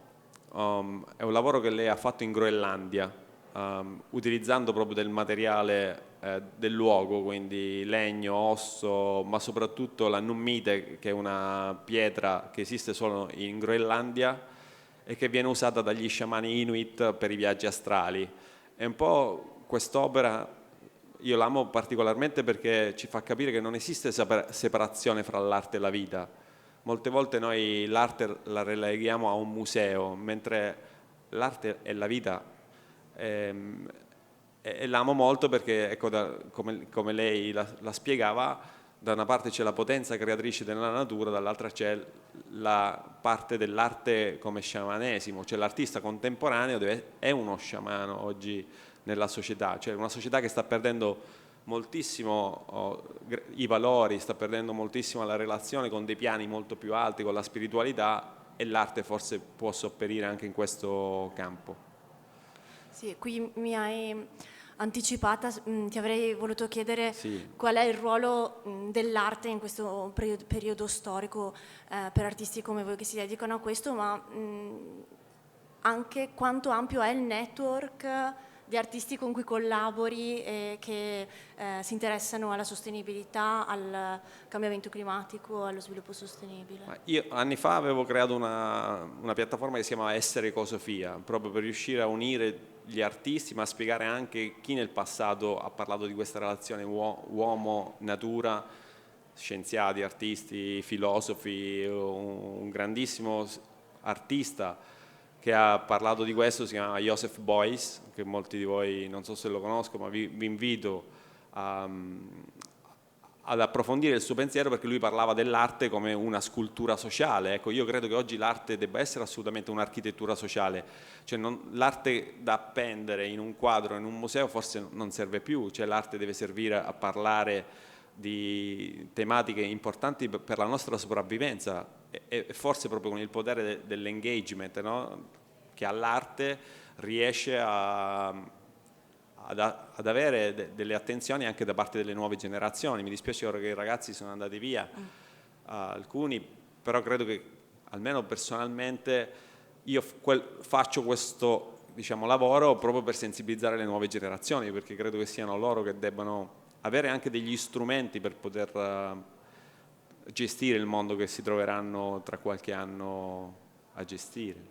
Tu mi parlavi anche del fatto che ti muove un concetto di ecologia del pensiero. Esatto, credo che il vero inquinamento sia dentro l'essere umano, non è semplicemente un fattore estetico, cioè quello che vediamo per strada, quello che vediamo.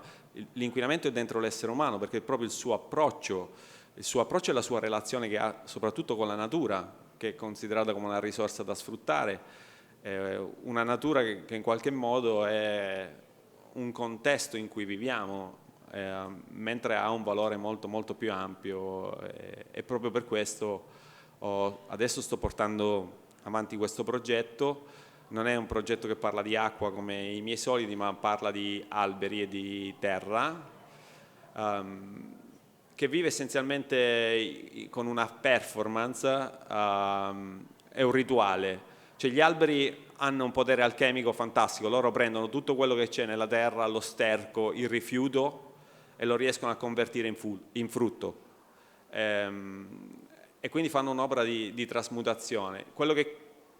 Questa performance vive in due momenti essenziali. Io chiedo a ogni persona che viene piantata, quindi cioè per me l'idea è quella di ripiantare il genere umano, ma ripiantare proprio la connessione e la visione che abbiamo nei confronti della natura. Quindi ogni persona piantata suggerisce un innesto. Quando un albero non fa più frutto, viene innestato. L'essere umano per me è come un albero che in questi ultimi 150 anni non sta facendo più dei frutti buoni, anzi sta distruggendo il pianeta, quindi in qualche modo deve cambiare il suo approccio e la sua relazione. Per cui questo evento è nato inizialmente in un museo in Sicilia, a Palazzo Riso, dove sono state piantate delle persone, e ogni persona dichiarava un suo innesto e poi spiegava il perché ha scelto quella parola. Quindi questo innesto per me è una parola che può cambiare in qualche modo le cose in questa relazione con la natura. E questo lavoro l'ho fatto, soprattutto lo sto facendo adesso con le scuole, con i bambini, è un progetto itinerante. Questa è una piantagione di 80 bambini in Sicilia, in un mandorleto, e ogni bambino, poi vi invito magari a vedere sul mio Instagram quello che dice ogni bambino, perché è molto emozionante la visione. Questa visione cambia tra bambini del sud e bambini del nord. Infatti il mio sogno sarebbe quello di andare a vedere in tutte le parti del mondo qual è questa parolina che in qualche modo può servire, no? A riconnetterci un pochino alla natura, una visione di vivere in armonia, ecco, all'ecosofia, che è la filosofia di vivere in armonia con il pianeta, con la natura.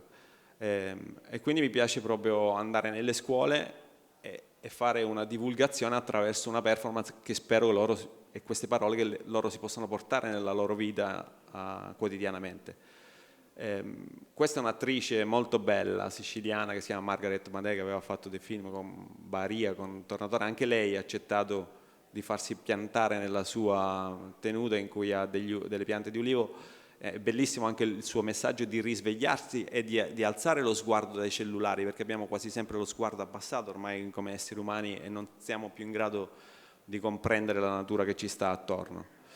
E quindi questo, il mio obiettivo è poi di raccogliere tutto questo in un libro e dove ci sono appunto queste parole, le spiegazioni delle parole, chi ha voluto contribuire a queste parole. Ecco, questo è un po' il progetto che sto portando avanti. Grazie Giuseppe. Tra l'altro abbiamo avuto l'occasione anche noi di conoscere Rebecca, perché abbiamo partecipato come CMCC all'ultima edizione del Festival for the Earth. Mi ricordo, che Rebecca stava portando avanti. Era veramente una personalità esplosiva. Sì, ha messo molti semi e molte connessioni tra artisti, persone e istituzioni. Grazie Giuseppe. Grazie a voi.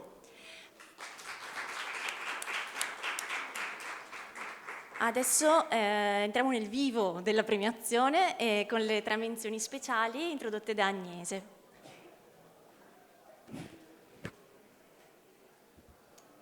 Grazie Alessandra. L'incontro tra diverse discipline è fondamentale per descrivere la complessità di problemi come i cambiamenti climatici.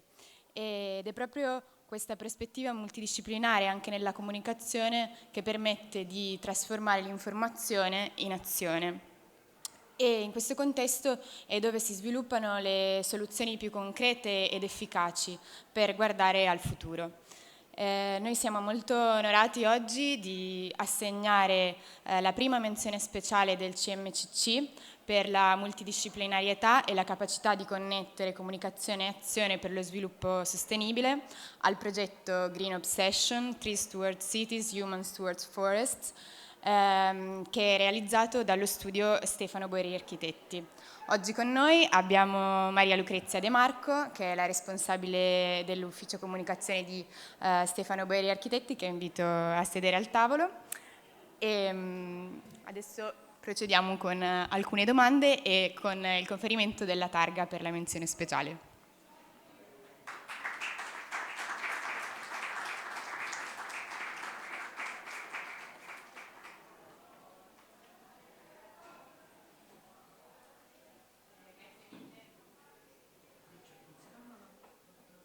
Ok, grazie. Grazie mille Lucrezia. Grazie a voi. Oggi parliamo con te del rapporto tra comunicazione e architettura, ma prima di tutto vorrei chiarire che cos'è la forestazione urbana al quale voi lavorate molto come studio, perché magari non tutti sanno, e che cosa sono le forest cities. Grazie.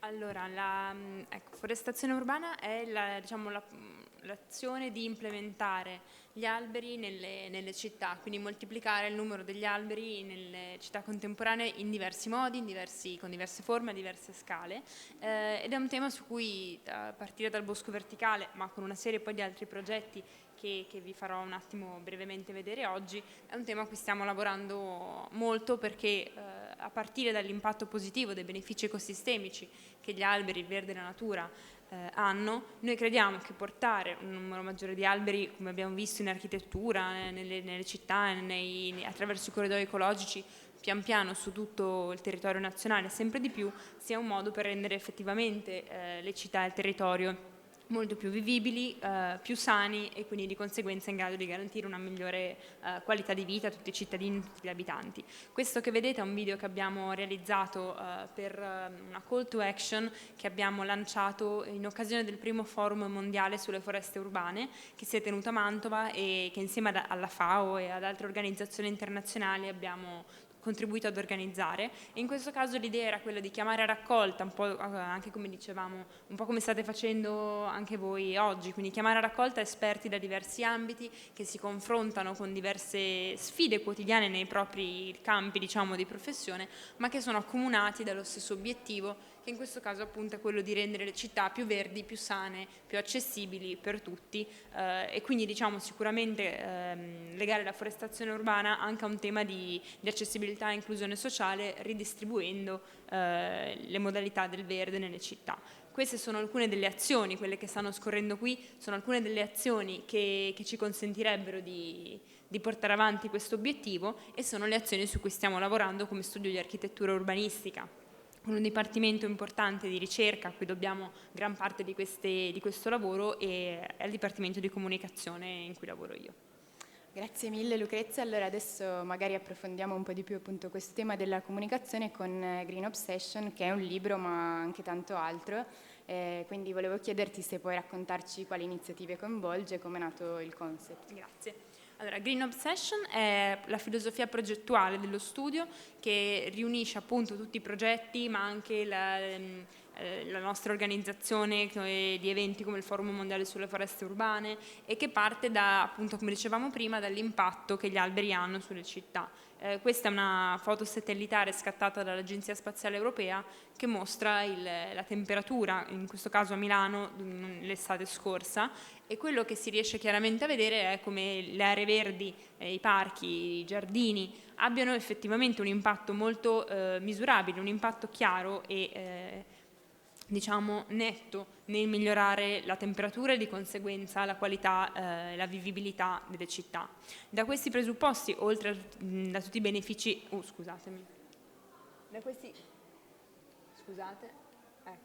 da questi presupposti e dai benefici ecosistemici delle città, dai benefici ecosistemici del verde, stiamo cercando di lavorare nella direzione di appunto implementare il più possibile gli alberi e le foreste nelle città. Il bosco verticale, come dicevo, è uno degli esempi, non è senz'altro l'unico, è però sicuramente quello che è diventato più iconico e riconoscibile nel panorama internazionale, proprio per il grado di innovazione che ha comportato, perché porta l'equivalente di 3 ettari di foresta nel cuore della città, in una situazione, in un contesto urbano molto denso come quello che è il centro di Milano. Quindi le sfide, le problematiche che sono state affrontate per la prima volta nel bosco verticale sono state senz'altro da un lato di ispirazione per una serie di progetti successivi, e da un lato sono diventate una sorta di icona di un nuovo approccio all'architettura e all'urbanistica, e dall'altro sono stati anche, diciamo, il primo passo di una serie di ricerche che non solo noi, ma diciamo in questo caso noi stiamo portando avanti nell'ottica della forestazione urbana.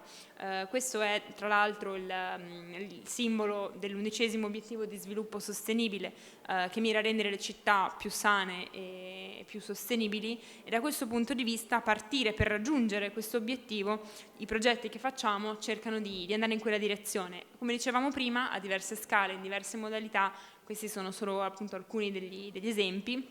Questo è per quanto riguarda appunto il discorso di fare dei passi avanti rispetto all'innovazione iniziale. Questo è un bosco verticale in social housing, quindi il primo bosco verticale che abbiamo realizzato a Eindhoven 2 anni fa, già abitato, con un affitto a prezzi calmierati per giovani e studenti, per rendere questo modello accessibile a tutti.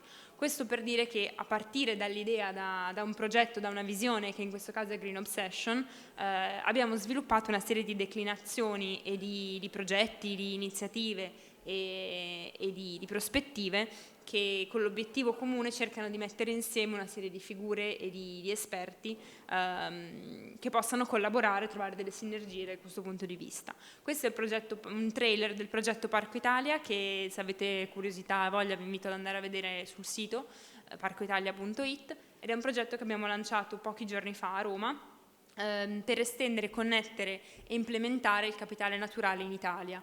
Quindi ricollegare attraverso corridoi ecologici le foreste esistenti, il sistema verde esistente, e implementando di conseguenza in relazione a questo anche tutta la rete di sentieri, di aree interne di cui l'Italia è costellata.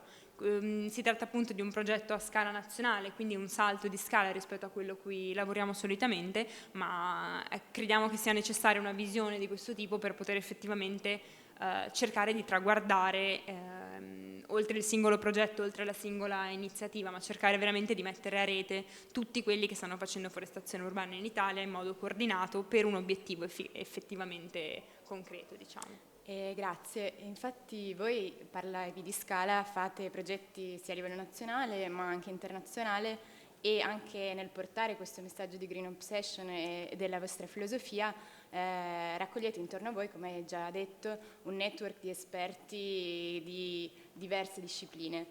Qual è secondo te il punto di forza, quali sono i vantaggi e gli svantaggi di questo approccio multidisciplinare, che è anche un po' il motivo della menzione speciale a voi assegnata? Allora sì, sicuramente quello che noi cerchiamo di fare appunto oltre ai progetti in senso stretto è quello di creare e rafforzare, consolidare delle reti internazionali di esperti che si confrontano su questi temi. Lo stiamo facendo attraverso la partecipazione appunto a eventi internazionali, in questo caso eravamo alla COP27 a Sharm el Sheikh che avete menzionato, che ha menzionato prima anche Alessandra, con l'obiettivo di costruire il più possibile delle reti di collaborazione. Queste sono alcune delle pubblicazioni a cui abbiamo lavorato con una serie di figure che nel nostro percorso ci hanno insegnato di volta in volta degli elementi in più con cui lavorare, degli strumenti in più con cui confrontarci. E ad esempio lui è Mitchell Silver, che è il precedente commissario dei parchi di New York, e con lui abbiamo discusso di come migliorare a livello sociale le città a partire dal verde, a partire dalla creazione di nuovi parchi, giardini, aree verdi, rendendo le città più attrattive, più fruibili, più piacevoli da attraversare e di conseguenza più sicure. Quindi nel caso specifico di New York stanno lavorando a delle soluzioni per ridurre il crimine, studiare come ridurre la microcriminalità attraverso la creazione di spazi più piacevoli, verdi e aperti al pubblico, di conseguenza in grado di renderli più sicuri. Oltre a Mitchell Silver, questa appunto è Green Obsession, Tree Towards Cities, Humans Towards Forest, che è la nostra pubblicazione in cui abbiamo messo a sistema non solo i progetti, non solo la filosofia alla base dei progetti, ma anche una serie di figure, come dicevamo prima, che con noi vanno verso lo stesso obiettivo, e tra loro ci sono ricercatori, c'è un filosofo, c'è un etologo, c'è Jane Goodall, che appunto attraverso il suo studio sui primati, sul rapporto tra uomo e primati ha avuto delle intuizioni straordinarie in termini di studio della biodiversità. C'è David Kopenawa Yanomami, che è il rappresentante della comunità Yanomami nella foresta amazzonica, David Miller, che era il sindaco di Toronto, quindi una serie di figure che insieme da diversi punti di vista stanno cercando di costruire uno stesso percorso. Green Obsession è stato premiato anche come una delle azioni di implementazione degli 17 obiettivi di sviluppo sostenibile, quindi per noi è un grande traguardo, proprio perché appunto, come dicevamo prima, ci consente di attraverso la sinergia, la costruzione di una rete multidisciplinare internazionale, di moltiplicare la scala dell'impatto. E questo è stato il forum che si è tenuto a ottobre, un mese fa, a Washington, quindi il secondo forum dopo l'edizione del 2018 a Mantova, che è stata un'occasione straordinaria per valorizzare, mettere a sistema e effettivamente spingere un passo più avanti ogni volta l'obiettivo della forestazione, quindi la nostra Green Obsession. Grazie mille a Lucrezia De Marco e grazie per il vostro lavoro e congratulazioni ancora per la menzione speciale. Procediamo ora con la seconda menzione speciale assegnata dal CMCC. Questa menzione è la menzione per il miglior progetto in lingua italiana e la menzione è assegnata a Bellomondo. Abbiamo qui in sala Federico Taddia. Bellomondo è un podcast scritto e presentato da Federico Taddia e Elisa Palazzi, sì prego, arriva anche la targa. Grazie.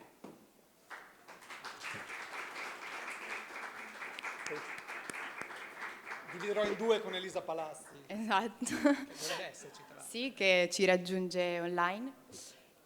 Il podcast è prodotto da Cora Media e presenta informazioni scientifiche rigorose, ma con un'attenzione speciale alle storie di esperti del clima e di scienziati per dare un lato più umano alla comunicazione del clima. Intanto benvenuta Elisa, non so se ci sente, ci vede.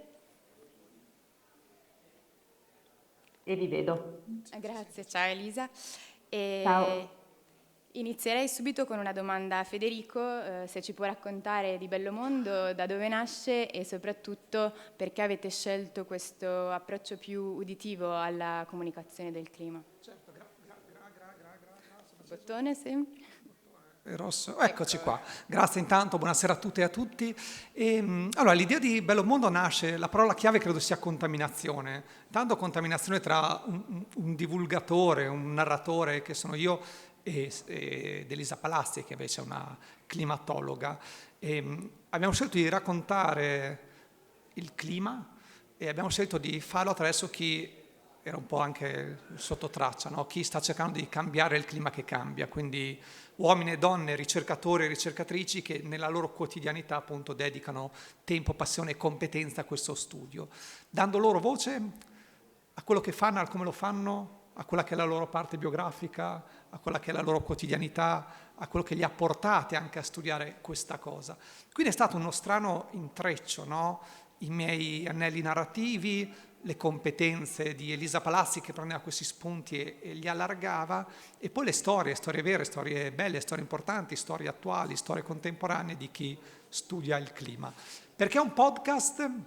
Perché appunto, e torna alla parola contaminazione, credo molto anche nell'aspetto empatico, nell'aspetto del bello nel fare divulgazione. Il podcast inserisce l'elemento uditivo è la voce, il rumore, sono i suoni, sono le sonorità. Molte di queste interviste ho scelto di andarle a fare ai ricercatori là dove lavorano. Abbiamo fatto tutta un'intervista all'interno di una grotta, chi dice ok, in televisione la vedo la grotta, nel podcast no, e invece ti accorgi che cambia l'audio, cambia anche l'approccio dell'interlocutore, quindi era cercare di dare contenuti complessi, farlo in modo accessibile e che però ci fosse anche l'elemento del bello. Il bello che torna nel titolo, appunto Bellomondo, e non a caso il titolo l'abbiamo rubato a una poesia proprio per portare un elemento artistico ulteriore. Grazie mille. E la prossima domanda invece è per Elisa.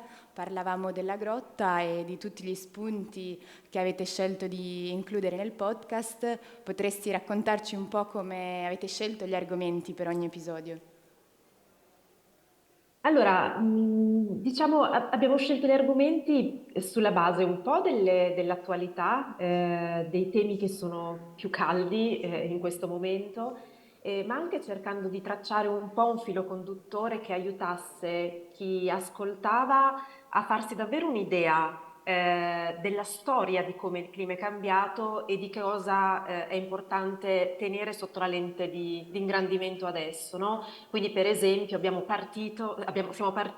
esordito con una puntata sugli eventi estremi, proprio perché sono una tipologia di eventi che stiamo sperimentando sempre più spesso, che ci fanno anche paura, che provocano danni, con i quali facciamo esperienza e quindi ci fanno veramente toccare con mano quello che sono gli effetti del cambiamento climatico e del riscaldamento globale oggi. E poi siamo passati ai mari, ai ghiacci, alla biosfera, agli organismi viventi, cercando un po' di chiederci se in altre epoche storiche gli organismi viventi avessero avuto, come stanno avendo oggi in altro modo, un impatto, no, importante sul clima. Abbiamo quindi evidenziato per esempio il ruolo dei batteri, no, nell'aver creato il primo episodio di inquinamento epocale, poi abbiamo parlato dell'attivismo, quindi in realtà ci siamo lasciati un po' influenzare da quelle che sono le domande che spesso ci vengono poste quando facciamo divulgazione nelle scuole o anche a un pubblico più adulto, e poi toccando i temi importanti del clima, dell'attualità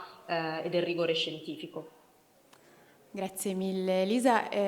Tu sei ricercatrice al CNR, docente all'Università di Torino, quindi arrivi da un mondo più scientifico e ci chiedevamo com'è stato per te dover adattare il tuo linguaggio al parlare davanti a un microfono. Beh, io ho fatto molta gavetta con Federico Taddia, che è seduto di fianco a te, nel senso che sono anni che collaboriamo e quindi effettivamente devo dire che ho un po' imparato a smussare forse alcuni pezzi, alcuni elementi e mi sono un po' più avvicinata in questo senso all'interlocutore, cercando di filtrare un po' la complessità, inevitabilmente, ma senza rinunciare a dire delle cose che ritenevamo essere importanti, insomma. Quindi la scelta è sempre stata un po' un compromesso tra il rigore, che credo si senta nel podcast, e diciamo un po' la leggerezza di affrontare certi temi, e in questo senso ci è venuto in soccorso il fatto che abbiamo raccontato anche delle storie, no? Che di per sé appunto ammorbidiscono, creano intimità, avvicinano un po'. Quindi insomma un po' di esperienza oramai me la sono fatta nella divulgazione, alla radio in qualche modo davanti al microfono era la prima volta, però insomma secondo me anche l'unione di tante voci diverse ha aiutato molto. Grazie. E come dicevi, Federico ha una lunga esperienza come conduttore sia televisivo che radiofonico ed è anche giornalista. E proprio per questo vorrei chiederti, secondo te, qual è il merito di un'iniziativa come Bello Mondo, quindi un podcast, e il tuo lungo rapporto con l'audience, qual è stato il feedback degli ascoltatori di Bello Mondo? Guarda, merito è parola grossa, però la cosa che forse è più utile, diciamo, in Bello Mondo, sai, chi fa la nostra professione, e credo che sia un po' una questione comune a tanti, no? Ci chiediamo come uscire dalla bolla. È facile andare a parlare ai convegni, è facile andare a parlare alle conferenze, è facile andare a parlare ai festival, dove viene il tuo pubblico, comunque dove viene un pubblico che è sensibile all'argomento.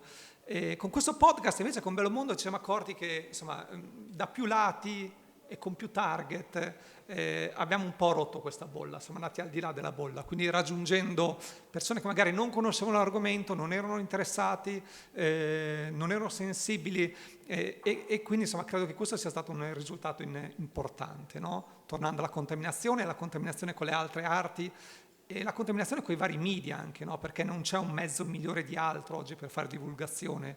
I mezzi convivono, c'è il mezzo ideale per un certo tipo di target, però la sfida è proprio quella di andare al di là della propria bolla.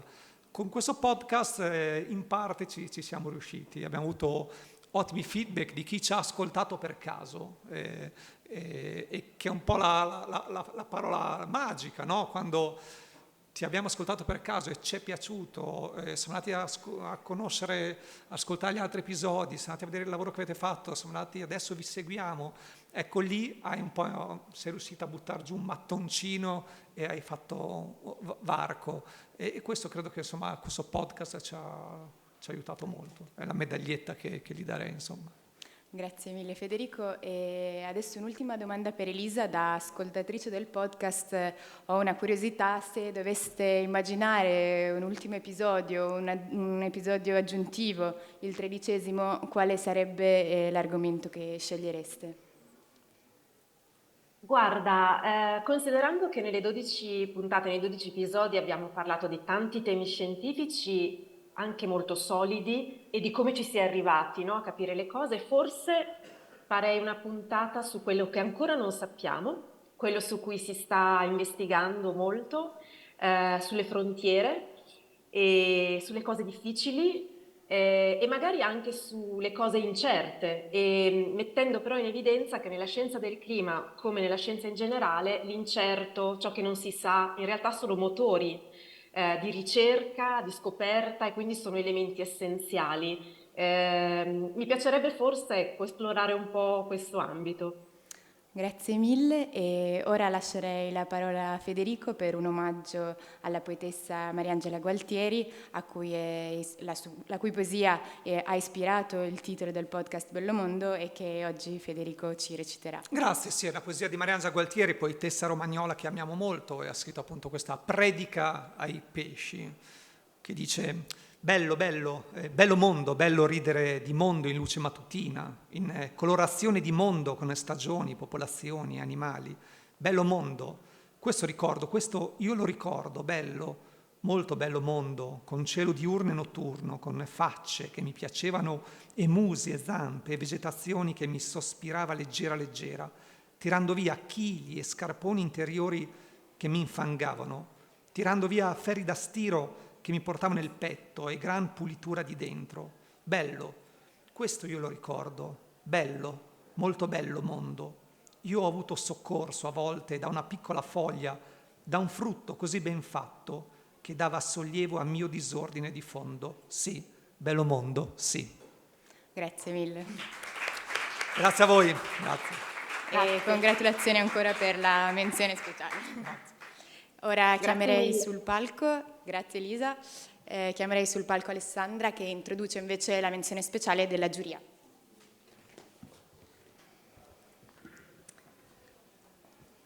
Restiamo con un piede nella scienza e l'altro lo portiamo nel mondo dell'arte con il progetto The Cooling Solution che vince la menzione speciale della giuria quest'anno. Si tratta di un progetto di arte e scienza che nasce da un progetto di ricerca. Come diceva Elisa, dicevi nell'ultima risposta che hai affrontato, che ti dedicheresti al tema del studiare le cose difficili, cioè dello spiegare come si studiano cose difficili, cose ancora incomprese.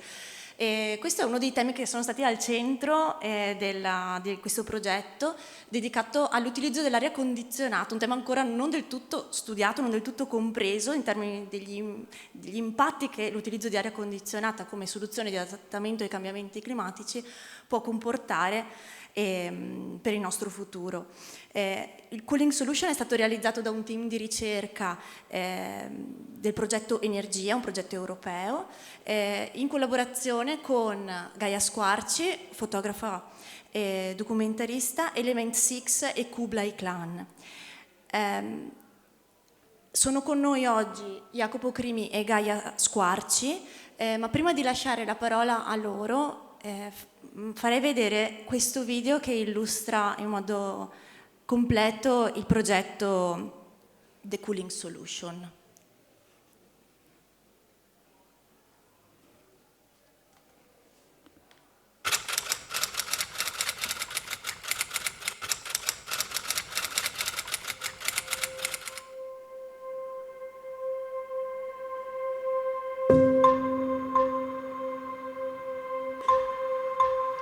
How can we protect ourselves from the increasing heat?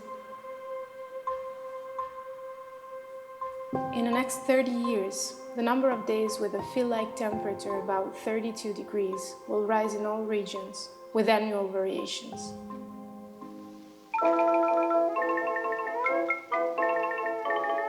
First invented in 1902, air conditioning has established itself as the most widespread cooling strategy across the world. But the more we use AC, the more we'll need it. AC increases the heat outdoors, creating a heat island effect in the urban environment. AC also produces greenhouse gases, which contribute to climate change. The poorest layers of society, the families who will not be able to buy an AC in the next few decades, and outdoor workers in the cities and in the countryside, will remain vulnerable to heat and keep suffering the consequences of emissions created by the wealthier layers of society.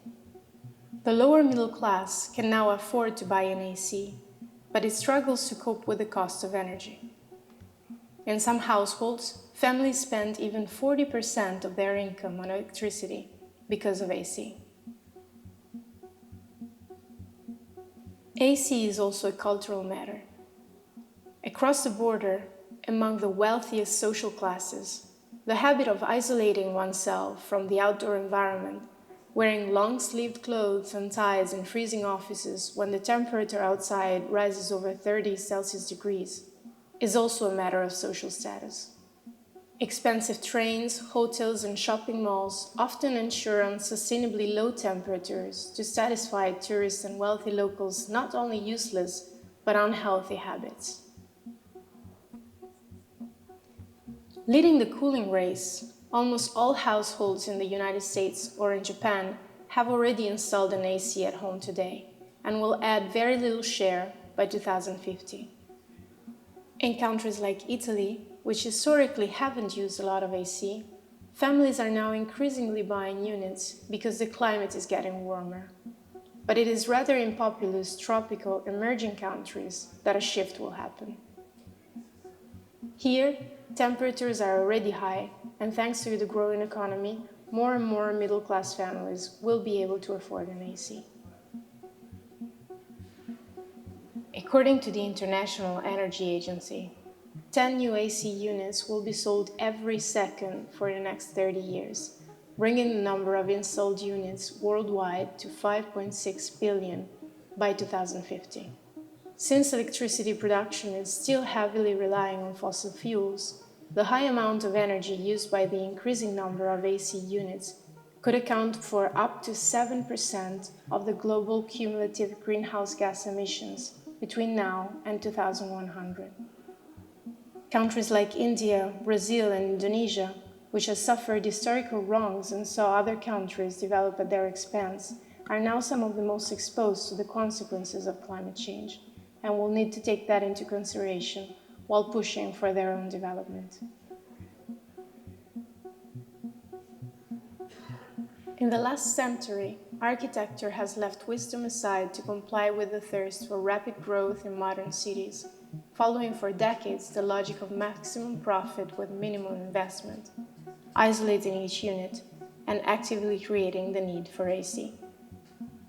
Traditional architecture, on the other hand, used to ensure thermal comfort, allowing the air to circulate passively, employing well-known principles of physics.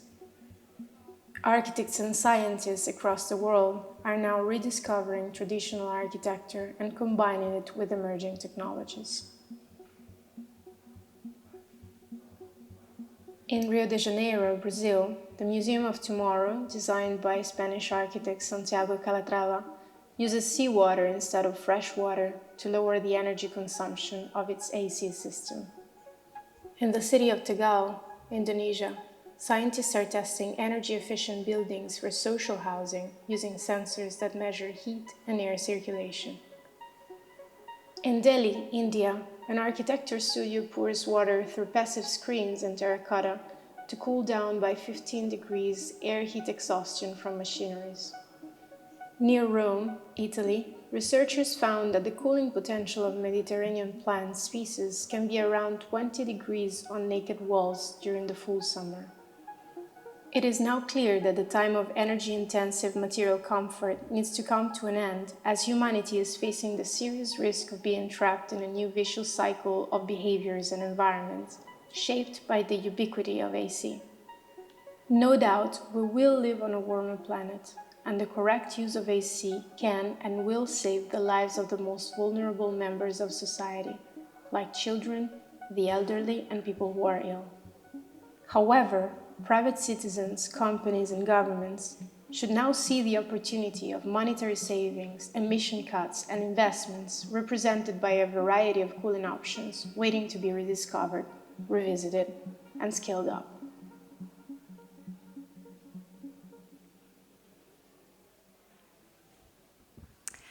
Mentre Jacopo Crimi di Element 6 e Gaia Squarci, fotografa documentarista, si connettono alla Zoom. Vedo già Jacopo, e ciao Gaia, ben arrivati.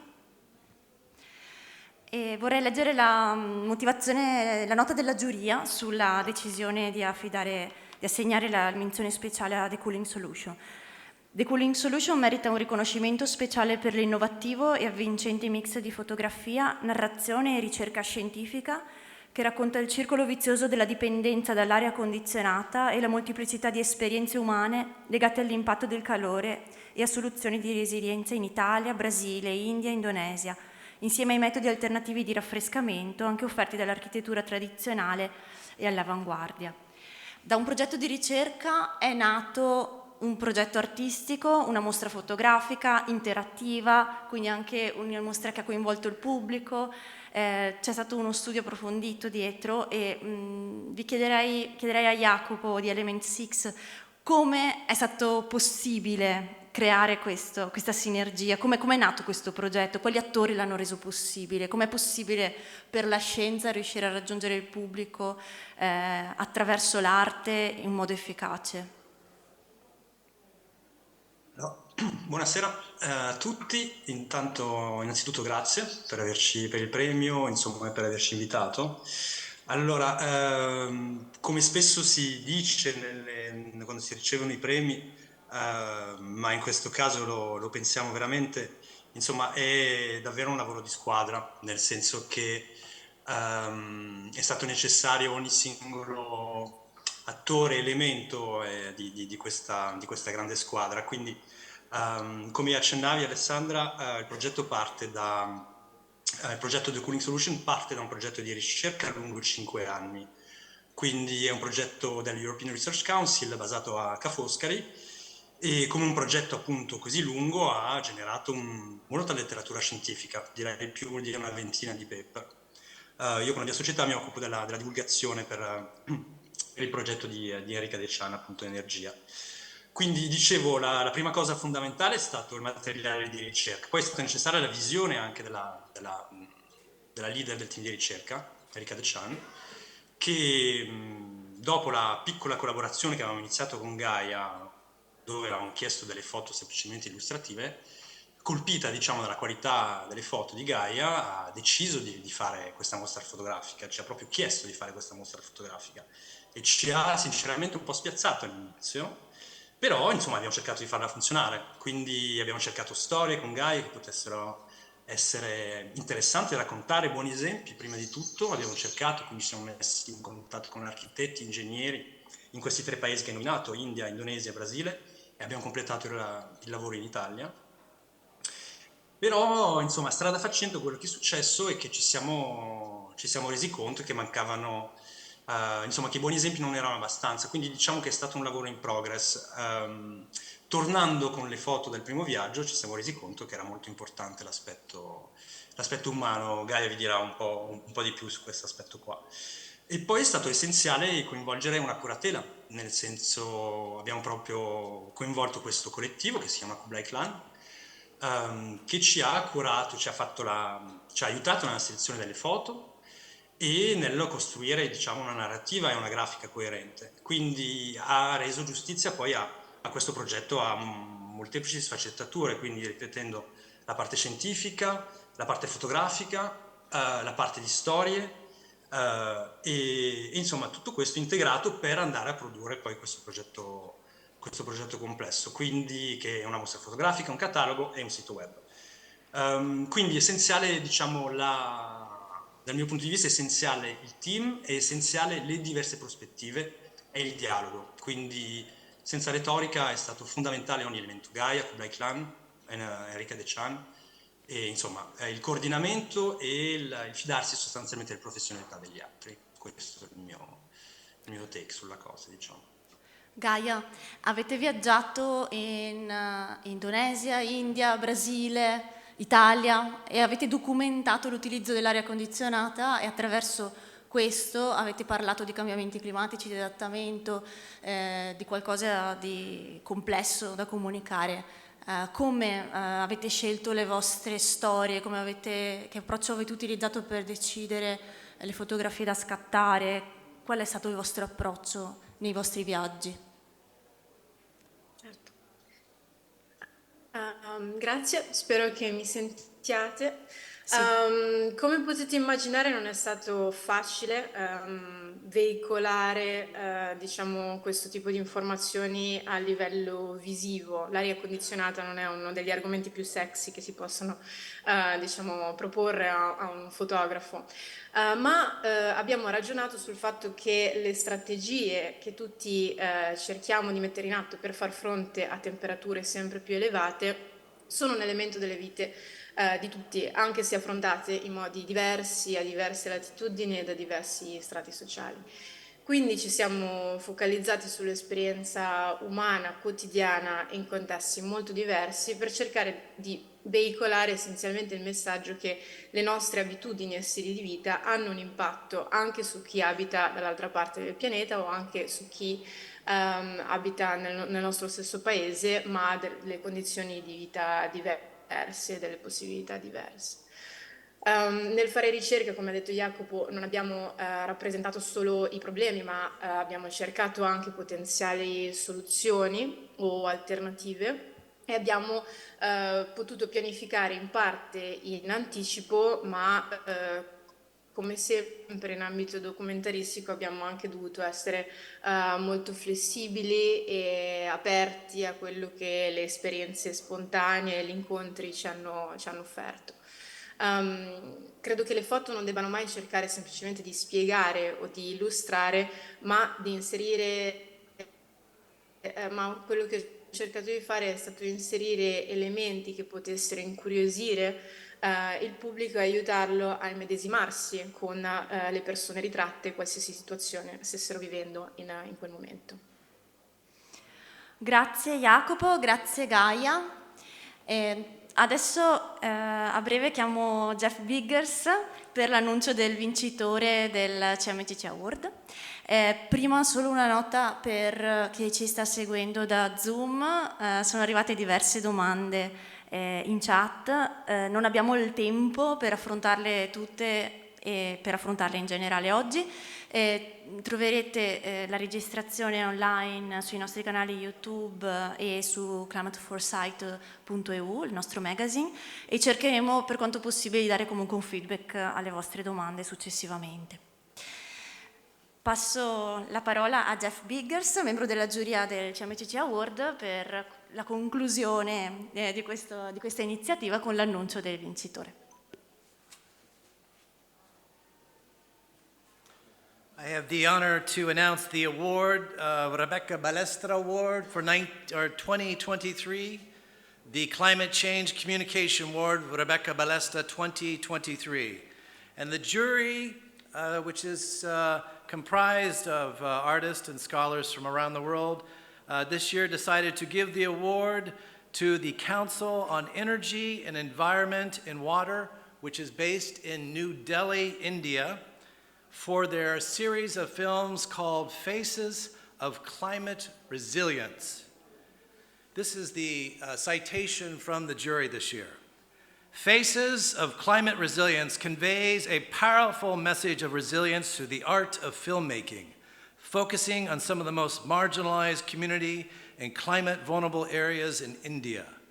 The project gives voice to those at the forefront of the impacts of climate change.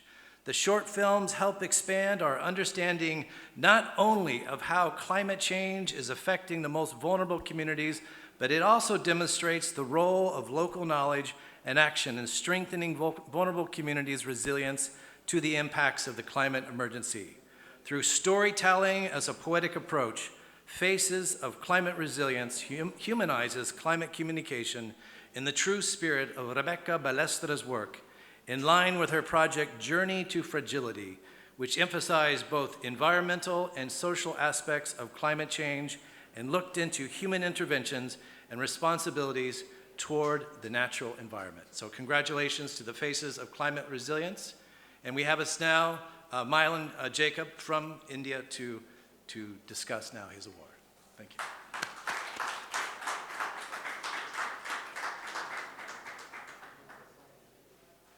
Everyone. Thanks, Mr. Biggers. This is indeed a great honor that Faces of Climate Resilience has been selected as the winning project for the CMCC Climate Change Award this year. I'd like to give a special mention to the India Climate Collaborative, the Edelgift Foundation and Ropka Films, and my colleagues at the Council without whom this would not have been possible. I'll also quickly load my presentation. Can someone confirm if this is visible? Yes, we can see it. You can put it in presentation mode? Yes. All right. Okay, I great. hope it's clear. And Okay. yeah, all right. Okay.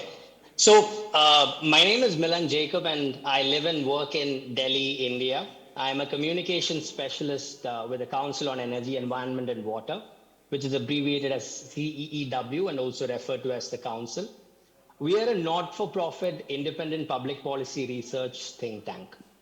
The Council uses data, integrated analysis, and strategic outreach to impact sustainable development at scale. At the core, we are a research organization which is working towards certain systemic transformation with the help of key enablers. Alongside, we work on critical elements for improving the quality of life while ensuring a sustainable future. The areas on which we primarily focus are currently visible on screen. I'll talk about the Faces of Climate Resilience project by speaking a bit about my own journey at the Council. So I joined the Council in 2019, and the climate change discourse was only something I passively followed at that point. I'd previously worked in public health, and I was a journalist prior to that. So the Council's research was new to me and often quite daunting, to be honest, at that point. It was only topics like air pollution and climate risks that were a bit more relatable compared to a lot of other areas of work. So that was also a time when the Council's climate risks research was expanding. The team was building a first of its kind climate risks atlas for India with granular level data at the subnational level. And that was a piece of work that I followed very closely. When the initial research from that project was published, as you can see some data on the screen, it was clear that we had the best-in-class data and analysis, and it also made me realize the extent of India's climate vulnerability problem. But the question was, how do we humanize this and make this data more relatable beyond the academic and the policy circles where this conversation generally happens? And I was also quite keen on using my anthropological training to look at climate risks from the perspective of the most vulnerable people and build a narrative around them. So as I started my research for the project and dug deeper into the communication problem that we were trying to solve here, I realized that it was the voices of experts and journalists that dominated mainstream climate communication. So they focused primarily on the current and potential impacts of climate change, with the narratives invariably creating an atmosphere of doom and gloom and largely presenting a global north perspective. The success stories or those examples of ingenuity when one is to adapt to challenges with minimal resources were more or less missing from the narrative. And that was precisely where the idea of humanizing climate risks through stories of resilience was born. Our research and data clearly indicated the most climate vulnerable regions in India, so we decided to go to those regions and explore how people adapted and responded to this crisis, especially using their traditional wisdom and nature-based solution.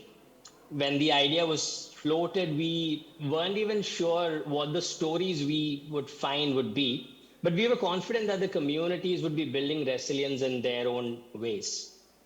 So we eventually found these stories from different parts of India, from 5 states to be very precise. And India being a country which is so diverse and probably even more diverse than all of Europe put together, so to speak. So the stories we covered were from across the country, from the northern, southern, central, and the western regions. The stories, to give you a few examples, included a women's collective in the state of Odisha, as you can see on the screen, planting casuarina trees along the coastline to prevent seawater intrusion and the impact of frequent cyclones. There was another example of a youth group in Mumbai, in suburban Mumbai, which was sensitizing slum dwellers about climate change and its impacts through street plays and other similar awareness-generating activities. There was another women-led group in the state of Uttarakhand in northern India, which is the home of the Himalayas. They were working very closely with local forest officials in combating forest fires and keeping their lives and livelihoods intact. So what were some of the key elements of the project? We worked very closely with our research team to ensure that the narratives were backed by data and the solutions we highlighted were scientifically accurate. While the data substantiated the community stories, the lived experiences of people also made the data points from our research more relatable and accessible. And these data points were always present in each of the films that we made. Each of the stories or the films also ended with a recommendation on the way forward as a takeaway from the film. And the films were captured primarily in regional languages. So apart from Hindi, the languages we used included Malayalam, Marathi, Odia, and Garhwali from different parts of the country. And we ensured that the films were also only 3 to 4 minutes long, considering the declining attention spans today. The films were released in the run-up to COP27 in 2022, and they were also presented at the UNFCCC Global Stocktake Creative Space at Sharm el-Sheikh last year. And the films have also been screened in numerous educational institutions, corporates, international cultural centers, and film and literary festivals across India. The project also, in fact, inspired 3 videos by the World Economic Forum based on the stories from some of the films, and a blog was also put together based on some of these, climate adaptation stories from India's grassroots. The project also got recognitions and awards at several film festivals. It also got a lot of media coverage in, English, Hindi, and some regional languages, including the CN Traveler, as you can see here. So moving away from the project a bit, everything is basically a communications problem, right? Through Faces of Climate Resilience, we were trying to address the communication problem by giving agency to communities to tell their success stories to the world about their climate adaptation practices and how they were building resilience. And strategic communication is a key part of solving any challenge, and climate change is no different here. But despite the overwhelming scientific evidence supporting climate change, have we made it a dinner table conversation? The sad answer is no in most cases, right? Transparency and accountability are largely missing in climate action, and effectively communicating the urgency and importance of taking action is necessary to mobilize sufficient public and political will to address the issue. And with sufficient public backing to move away from business as usual, everything else, including the government and markets, are in all likelihood to follow.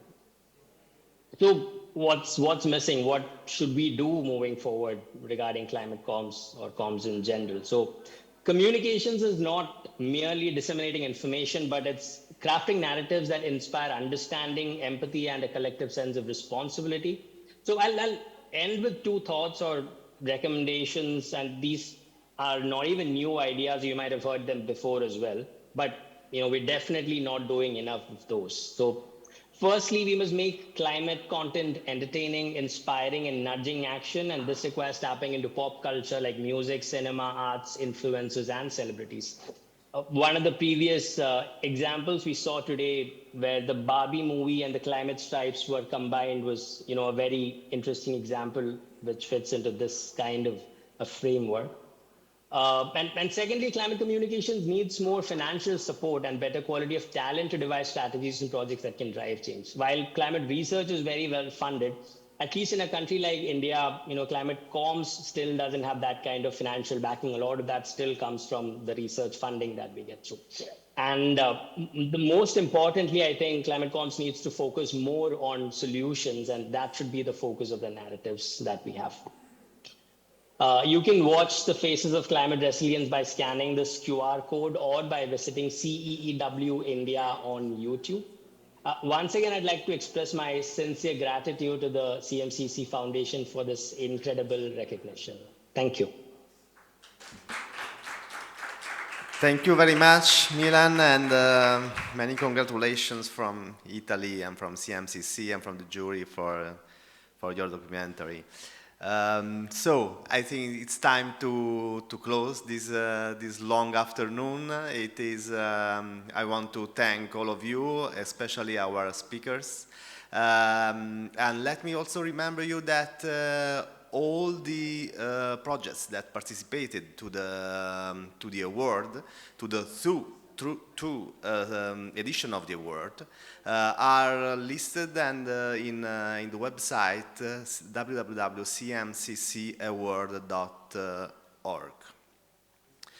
And yeah, you can also find there a special section dedicated to the 25 projects that were shortlisted and that the jury analyzed, and in order to find the finalists and the project that was awarded. So many thanks to everybody. Many thanks, special thanks to Agnese, Claudia, and Alessandra Mazzai that conducts and created this event for us.